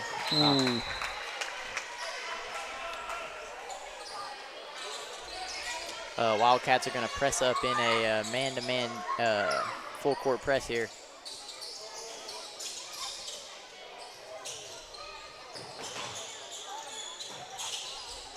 Good deflection by David Warren. You know, with 7 seconds left, it's hard to get a shot off, so really the main objective for the Cats here is really just to not let them get one off. A good steal by Mason White, though. There we go. Well, maybe I need to start talking like that. And White, with his 2-point basket, ties this game up at 11 apiece with Wildcats and Hornets. And we are to halftime. And it looks like we're going to have cheerleaders come out and do a little bit of a routine, so we'll keep it right here until they can get finished, and then we'll kick it out to our halftime break. Quick, take a look at the numbers up here. Sorry. Callhorn sitting with 2. Number 23, Kellen Short, he's got 5. That's the only 2 that we've got on the board as scorers right now. And for the Hornets. Trying to think, I know that, what's his name? I know his first name, Riley Allen, had at least 2.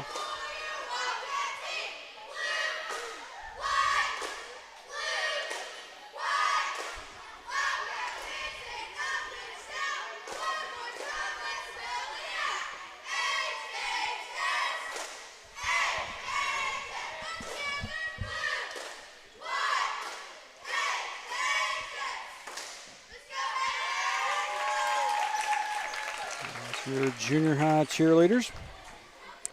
Got about 5.5 minutes. Going to kick it out to a real quick break. We'll be back with you for the second half in just a minute.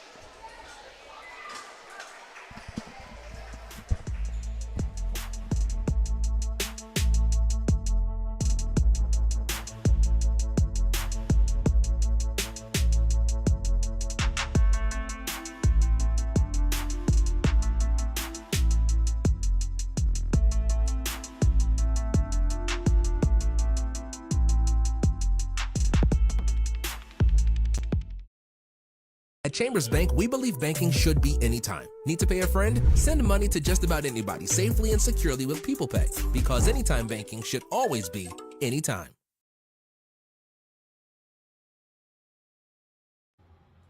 Hi, I'm Kelly Hughes with Pope and Johnson County Title. We're a family-owned company serving the Arkansas River Valley. We have an office in Russellville and in Clarksville, but we do title searches and closings for any county in the state. So for all of your title or closing needs, give us a call at 968-4853 for our Russellville office or 647-3153 for our Clarksville office.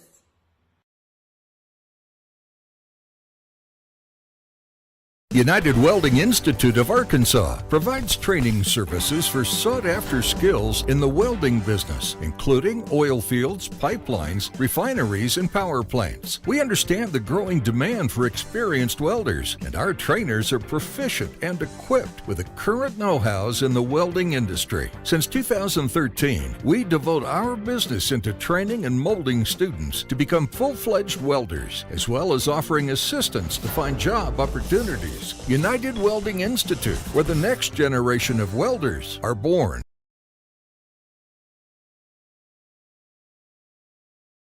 Safeguarding your building from the elements starts at the top. Use the company that's worked hard to earn the reputation as a top commercial roofing company in the area, Miller Roofing. Miller Roofing Company is local, family-owned, and their full-service team has been in business for over 30 years. Extensive experience working hand-in-hand with product manufacturers for new roofs, coatings, repairs, and re-roofs on many different types of commercial properties. We also know the importance of getting construction finished quickly. Contact us for a free consultation on your roof today.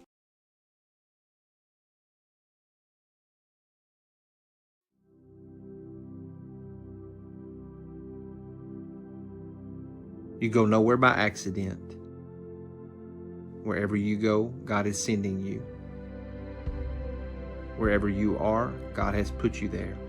He has a purpose in which you are present. Christ who dwells in you has something He wants to do through you. You believe this, and go in His grace, go in His love, and go in His power. You be the one.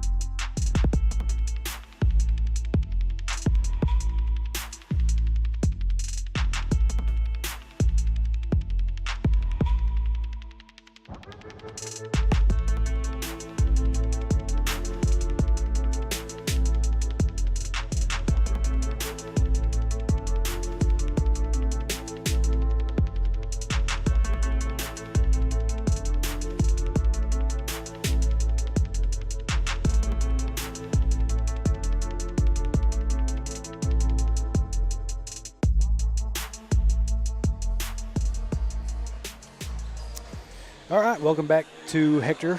Getting ready for the start of the second half, and Winston is chowing down on some nachos real quick. He'll be back on with us here in just a moment. Hey, take your time. You're good. And, yeah, tie ball game here at the start of the second half, 11-11. And see how the rest of this game pans out. Wildcats having a few troubles getting some points on the board. Like I said, it's kind of one of them games, a lot of shots, and not much to show for it. But here to start the second half of play, be Wildcat ball. And here we go.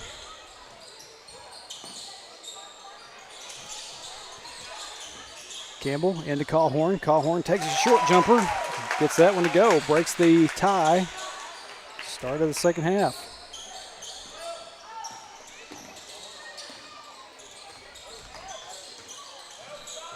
Drive inside by number 33. Callhorn able to get the shot. Up to Campbell. Campbell gets down to Warren. Warren can't get his shot to go. Going to be rebounded by number 12. I don't have the roster for Mulberry Pleasant View right in front of me, or else I'd be trying to give names.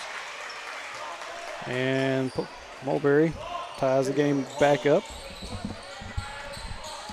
13-13. All right, I am back from my nutritious supper.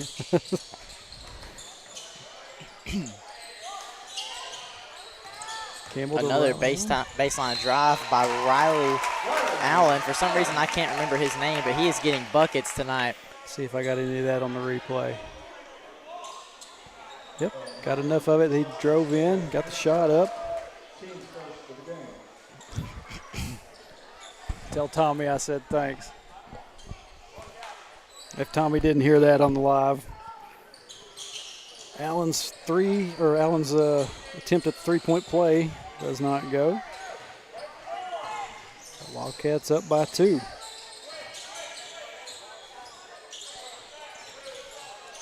David Warren having to sit down and guard this guy. Aiden Bauer.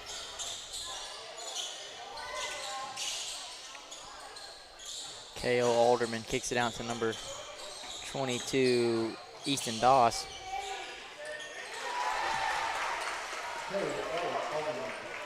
Found K.O. Alderman on the backside there for a layup. Good find by Mason White, and a great take by Caden Campbell.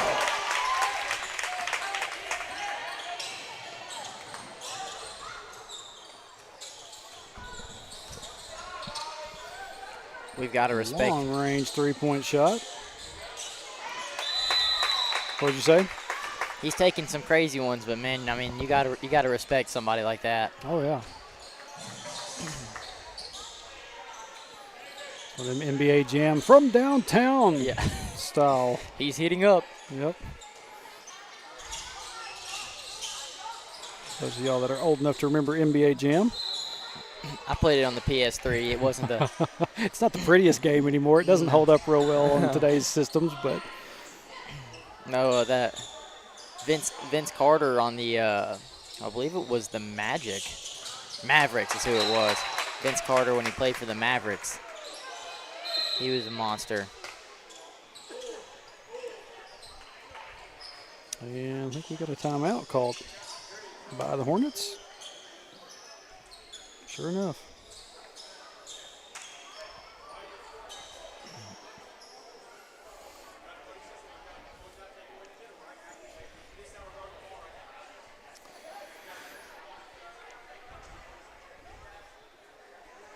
Wildcats come back out here in the second half with a little bit better, some better shot selection. And, Indeed. Got 6 on the board already. Start the second half. It's more than half of what they got the last quarter. Yeah, that's true. That's true.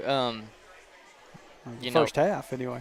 Really, they just gotta they gotta be able to find gaps in the zone. I'm sure Coach Raymond's been working on him with that. And as you get older, you develop a sense to where you kind of find holes in the zone where things are open. Our coaches over here, they play a very lenient offense. Oh yeah. You know, it's a obviously when you play a zone, you want somebody in the high post in the short corner, but the hardest play to guard is one where the players make reads. You know, and if you're reading the book right, you'll always get the right thing done. So.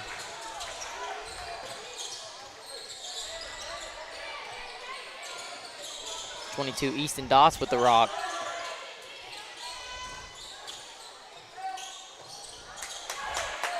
Rebound brought down by Alec Cawhorn. Good save by Mason White, and Riley Allen with another bucket. So get Allen up to about 6? I believe he's at 8. 8? Okay. I'm honestly not really sure why they don't have him up on the scoreboard. I don't know if that's just the first 5 or. David Warren swings it to Campbell. Campbell to Mason White. Finds Alec Cawhorn in the short corner. Hayden standing all alone on that backside. Oh, good idea from Campbell. Just a little. Play developed out a little late. Alderman was able to read that.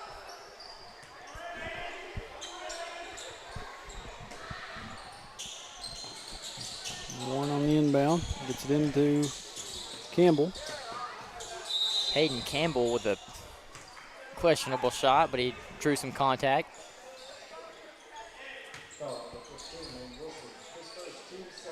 Was that on the shot, or was he on the? Yeah, I think he was on the ground. I think he was on the floor. I think they got him in the hip.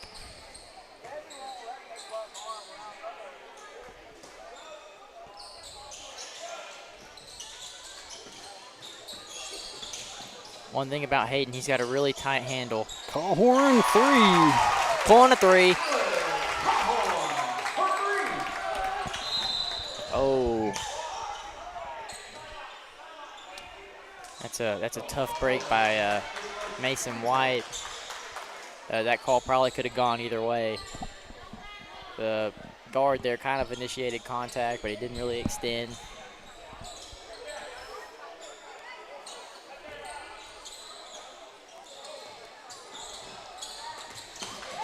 Good job by White. Goes into the score table. It lands on top of the Hornet down there on the floor. Never seen somebody pancake someone in a basketball game. Uh-oh. Mason White looks hurt on the sideline. Oof. Looks like his arm. He just landed on it a little bit funny.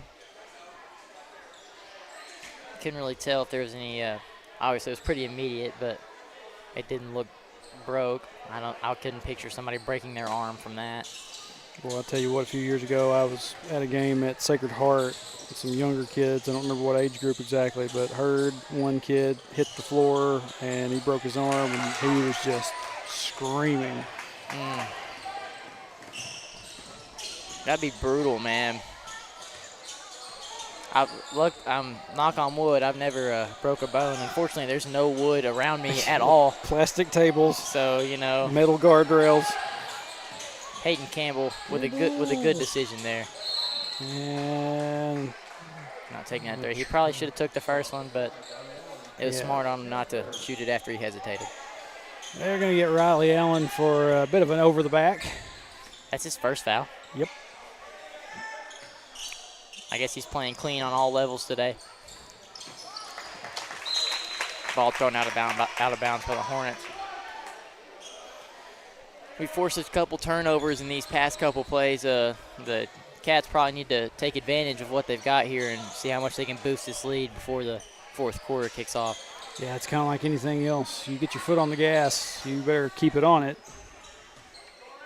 Especially with a team like this, it's shown that they can make some shots. Cawhorn. There we go. Alec Cawhorn, that puts him up to 9 points for the game. Everybody's really playing pretty good tonight. Aiden Bowers all alone. Oh, there we go. Callan Short picks him up.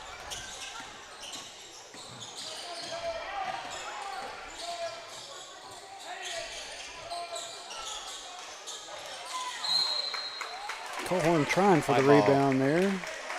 Oh, is it ours? Okay. It is. Looked like it might have touched him and went out. I think Doss might have got under him there.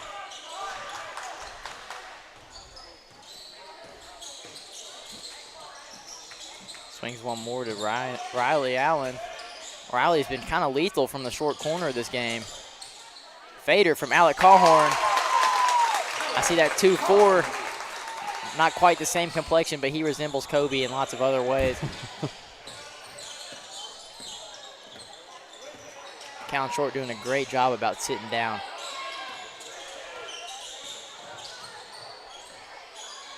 Back cut by Easton Doss. That was a good play. Once your defender's head is turned, you know you gotta back cut, and they executed that very well. 3-point shot by David Warren. Great acrobatic board by Hayden Campbell. Kicks it out to Callan Short. Swings it one more to Alec Colhorn. Alec's going to try one. Just short.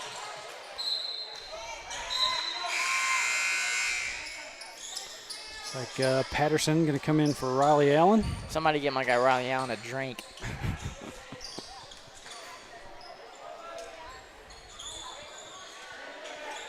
Remy Patterson in the game. Man, Remy played a tight end for Pottsville's junior high team before he came over here, so. Okay. Okay, that's, yeah. I've been aware that we were supposed to have Patterson kid come in. He's like got him and his brothers, right? Yes, indeed. Law Dog has been up here running around us this whole time. I'm really not sure where he went. I might have to contact somebody. But, yeah, they're good kids. And, you know, he's got being able to move. I'm sure he can, you know, get around pretty well if he's a starting tight end for, I think they might have went undefeated in junior high football team. Yeah. So.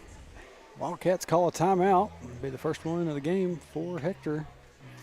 Wildcats sitting with 4 timeouts left. And the Hornets sitting with 2. I've said this before, but over the past year, Riley Allen has made a crazy turnaround in his game. I'm not sure how many points he has, but I know he's been doing great tonight. Oh, here's Law Dog right here with his mom and dad. So that's good.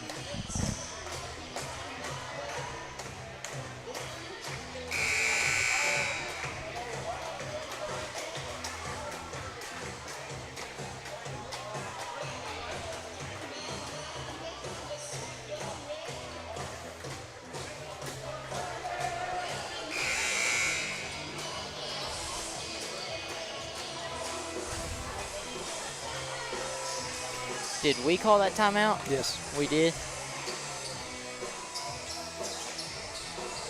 Probably trying to get a quick hitter here before the quarter ends.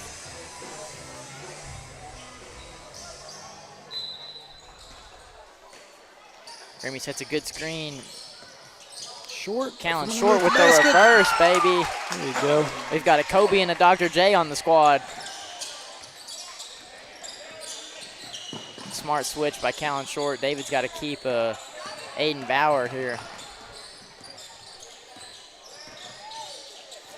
He got it. Warren. Oh, man. Good follow-up by Hayden Campbell. What an acrobat. Small but mighty. I can say that because he's related to me. Skips up. Remy Patterson takes it. Kobe. Oh, swirls the iron from deep. That will do it for the third quarter. Man, what a turnaround here. 19 points on the board for Hector in that third period. And only 6 for Mulberry. So Wildcats did a good job on defense that quarter, keeping Mulberry Pleasant View, I should say, keeping the Hornets off the board. And so we will go to the final quarter of play here. Score 30 for the Wildcats, 17 for Mulberry Pleasant View.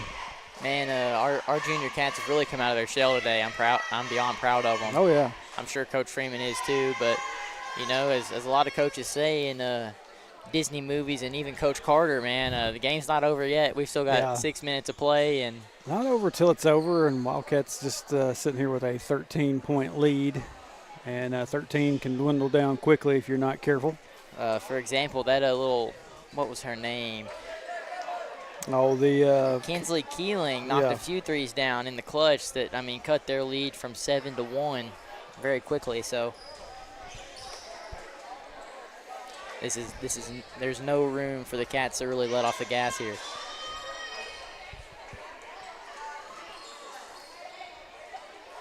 But over here we keep a pretty don't slow up till the whistle blows mentality. So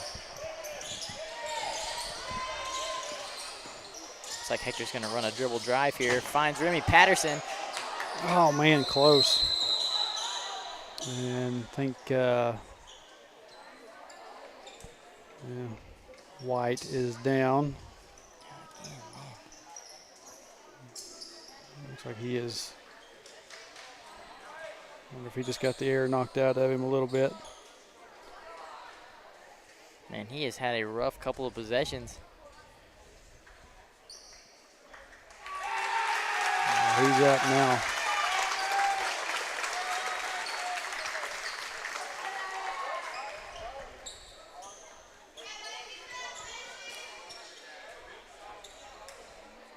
Got a little bit of moisture on the court, and they'll try to clean that up. Maybe. That was an issue earlier. I don't know if there's a AC unit above there or what. Well, they're not taking any towels out there, so. You know what? Let them slip. Let them slip. I think they pointed out something down there, but. I think we might have got a little confused as to who was on defense there.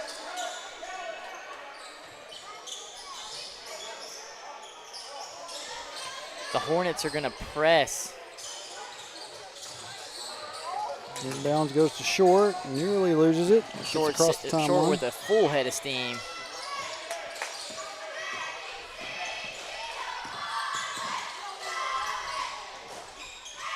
Swings it to Hayden Campbell. Kick out to Alec Cawhorn. Bright idea by Cawhorn. Couldn't get the pass through though. Holy cow. Let the bodies hit the floor. K.O. Alderman is down. Man, he is we might have a problem on our hands.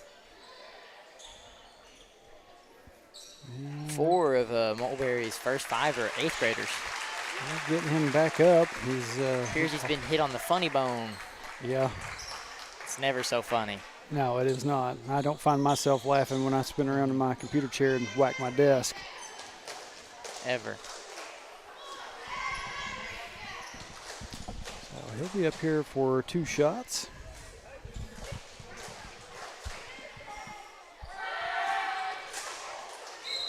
First one just off track a little bit.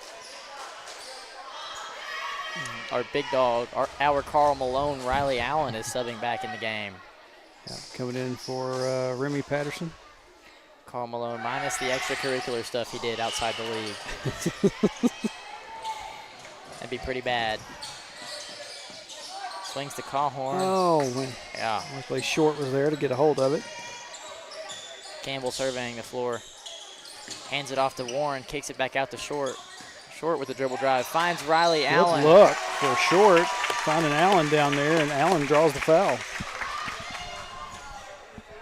For that dribble drive, it's always good to, draw that help defense and make a decision, kind of like I was talking about earlier. That read, if they don't step up, let that thing fly, and if they do, dump it down. When you got old faithful Riley Allen down there on the block. Got it, man. Bounced up. I thought it was going to be popping back out, but it finally drops. 31-17. Allen's got another one. Oh, both. Riley, 2 beauties.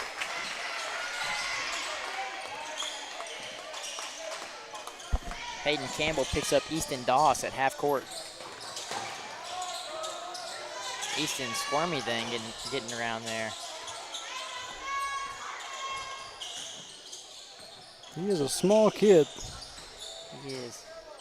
That really hasn't slowed him up at all, though. No, it hasn't. Number 22, he's got 7 points on the night. Yeah. currently up on our scoreboard up here leads the group that's in, or that's on the board right now. 7-6 for number 12 and 4 for number 33. Swinging the ball, finding the middle. Oh, Allen wasn't quite ready for that. Campbell. Passed thrown away by David Warren. Campbell grabs the steal. And Caught by Callhorn, drops it.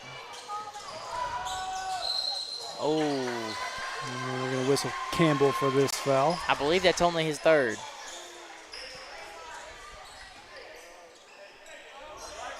All right, they're going to leave me hanging there. I'm not sure how many fouls Come on, Jimmy. Hayden Campbell has.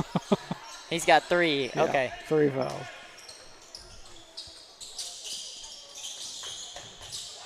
Aiden Bauer with a fading 3. Off of his own player. Off his own player. I will say 11 was open there.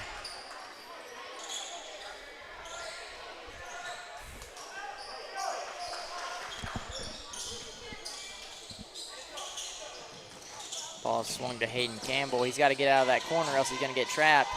Spinning back. He's handling this pressure great. Gives it up to David Warren. Now back to Campbell.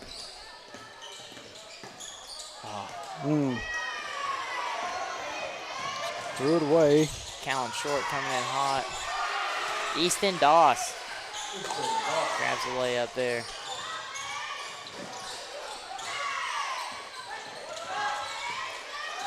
Oh, man. We're getting sloppy. Good offense there by Mulberry. Pass incomplete, though.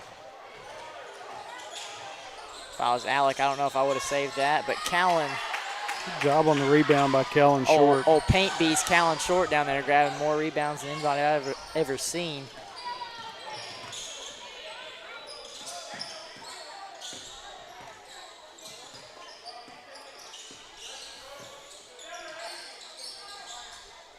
Swings Callan Short. Callan's going to try another one. 2 for 2 on the night. Callan Short with a hot hand. Now, Warren and Persistent Short. defense. They need it. Yeah. Oh. Charged by Callan Short. Hit him on the screen there. That was a great screen. And that foul will be charged to Callan Short. Not really much of a blind side if you're just standing there waiting on it, so. Callan's sitting down.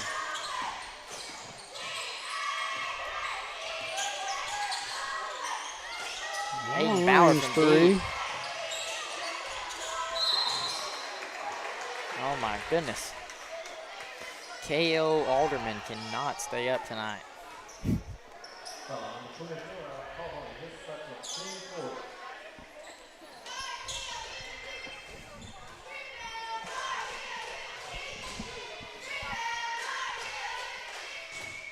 And that foul will be charged to number 24, Alec Callhorn. That's his second. Team fourth. We got 2 minutes and 38 seconds for this Hornets team to come back down 16.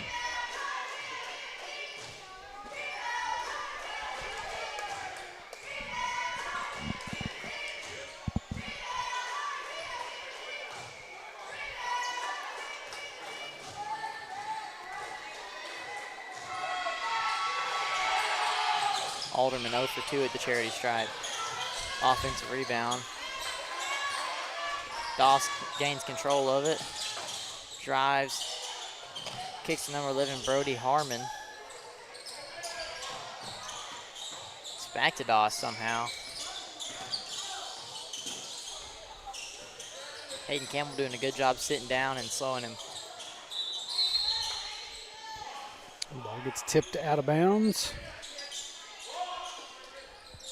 And it will stay down here on this end with the Hornets.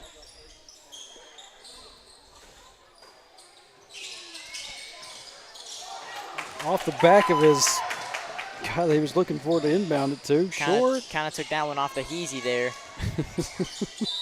Ball knocked out, I believe it's white ball. Good hustle by Alec Cawhorn.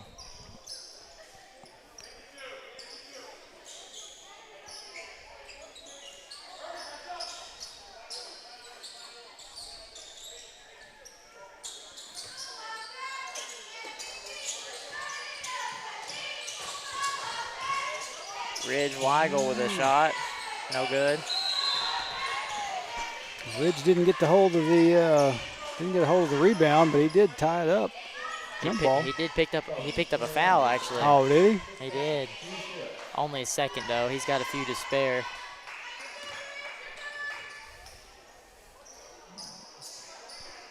Wildcats getting a little bit of relief as we break the 2-minute mark in this game.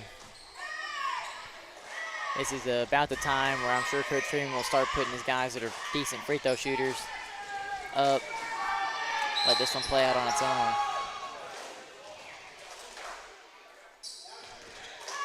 Maybe we have a lane violation or something? Not really sure what just happened there. Like you said, it went from 2 shots to 1 all of a sudden.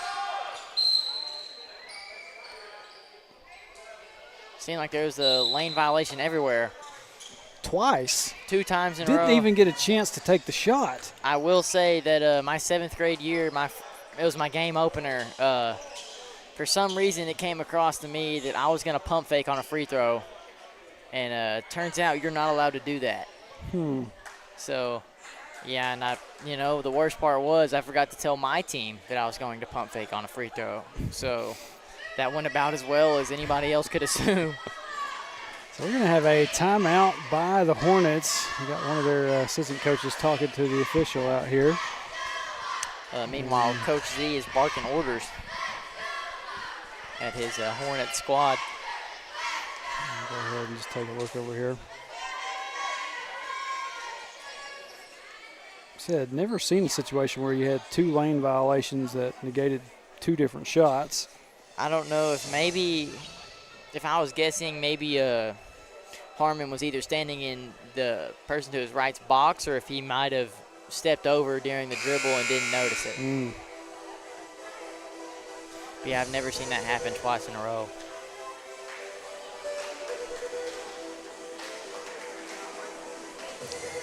Man, a little bit of Darude sandstorm here in the multi-purpose building. Used to play this quite a bit when Ben and all them were playing. Coach Freeman. As somebody who wasn't, from that era, it kind of sounds like somebody's dial-up messed up. I tell you what, it was an interesting tune. Played a lot at South Carolina now. Good take by Hayden Campbell and drew the contact.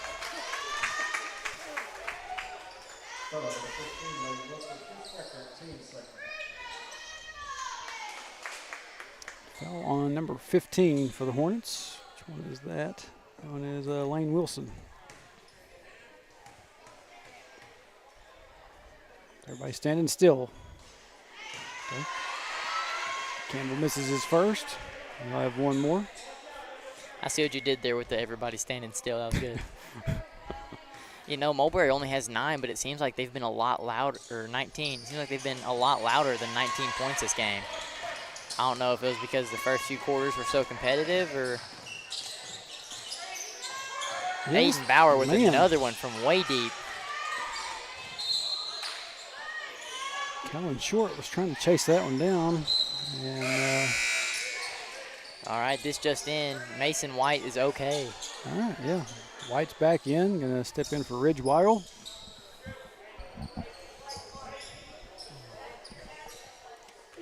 A minute and 40 to go. I was looking at David Warren's hair, and Coach Freeman kind of slanders us for it. And I don't know how he's not reminded by his picture over here that he had a perm, and not just any perm. This came down to his shoulders. Tell you what, everybody was rocking some crazy hairdos back in those days. And gets bounced off Campbell. Smart decision by Wilson there.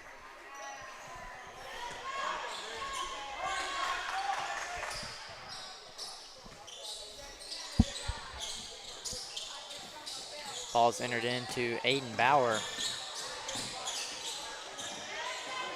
Got a really hot.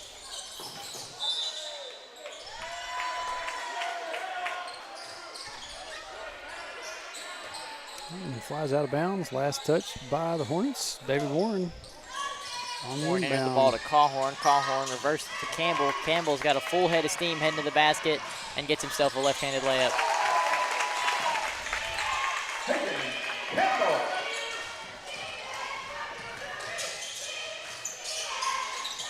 Long three off the mark. From Easton Doss. And K.O. Alderman is on the floor again. Holy cow. He's been getting beat all game. That's that post player life though. Oh, he's hurt. Yeah, holding on to his knee a little bit there, but he is up. I will say he's tough. He's played for the vast majority of this game.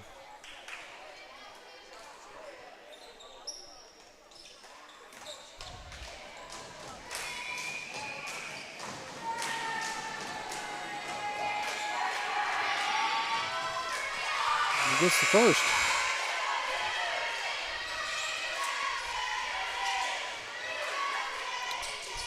Appears Mulberry's made 2 subs there at the end of the game.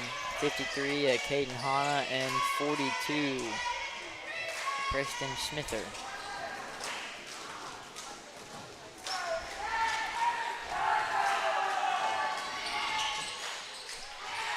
Alderman off the mark with a second.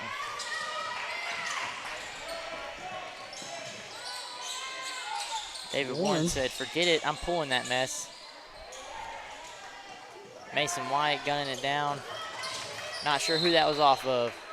White ball.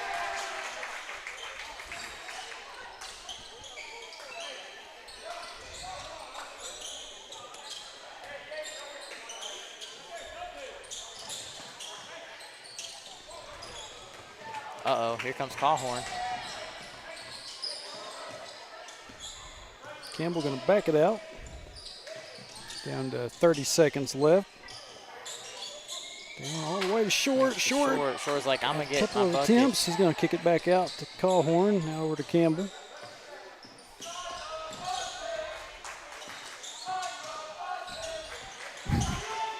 We've got a start. Short underneath. Can't get his shot to go. Kind of killing our percentages there. I would have just played that one out. 5, 4, 2, 1, and that's the game. Our junior Cats have got one. 1-1 on the season. Man, I'm proud of this group.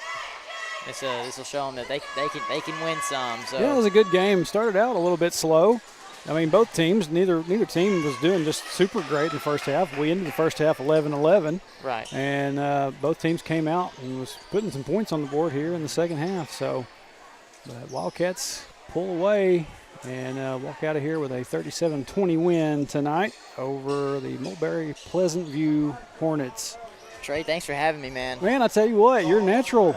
Oh, thanks. I was entertained. I hope everybody else was. You know, there's not really much I love more than running my mouth, Trey, so just let me know when you need me. I'll tell you what, there used to be a time back when I was younger that I did way worse at running my mouth. I don't do it as bad now. I got old. And but anyway, yeah, that's been Winston Hull, man. He's done fantastic. And hopefully he'll come back and do this again with us sometime. All right. Go Cats, meow, baby. But, yeah, tomorrow night, back at it. We'll be in Carlisle, Arkansas for 2A state playoffs, round 1. And that game will kick off at 7 o'clock. So if you're not making the trip down to Carlisle, then you can find us online. Hopefully I'll have internet sorted out and everything like that. So, but, yeah, for tonight, that's going to do it. And we will see y'all next week. Like I said, Hector will welcome Dirks in for juniors and seniors. So until then, everybody have a good night, and we'll see you tomorrow. Go Cats.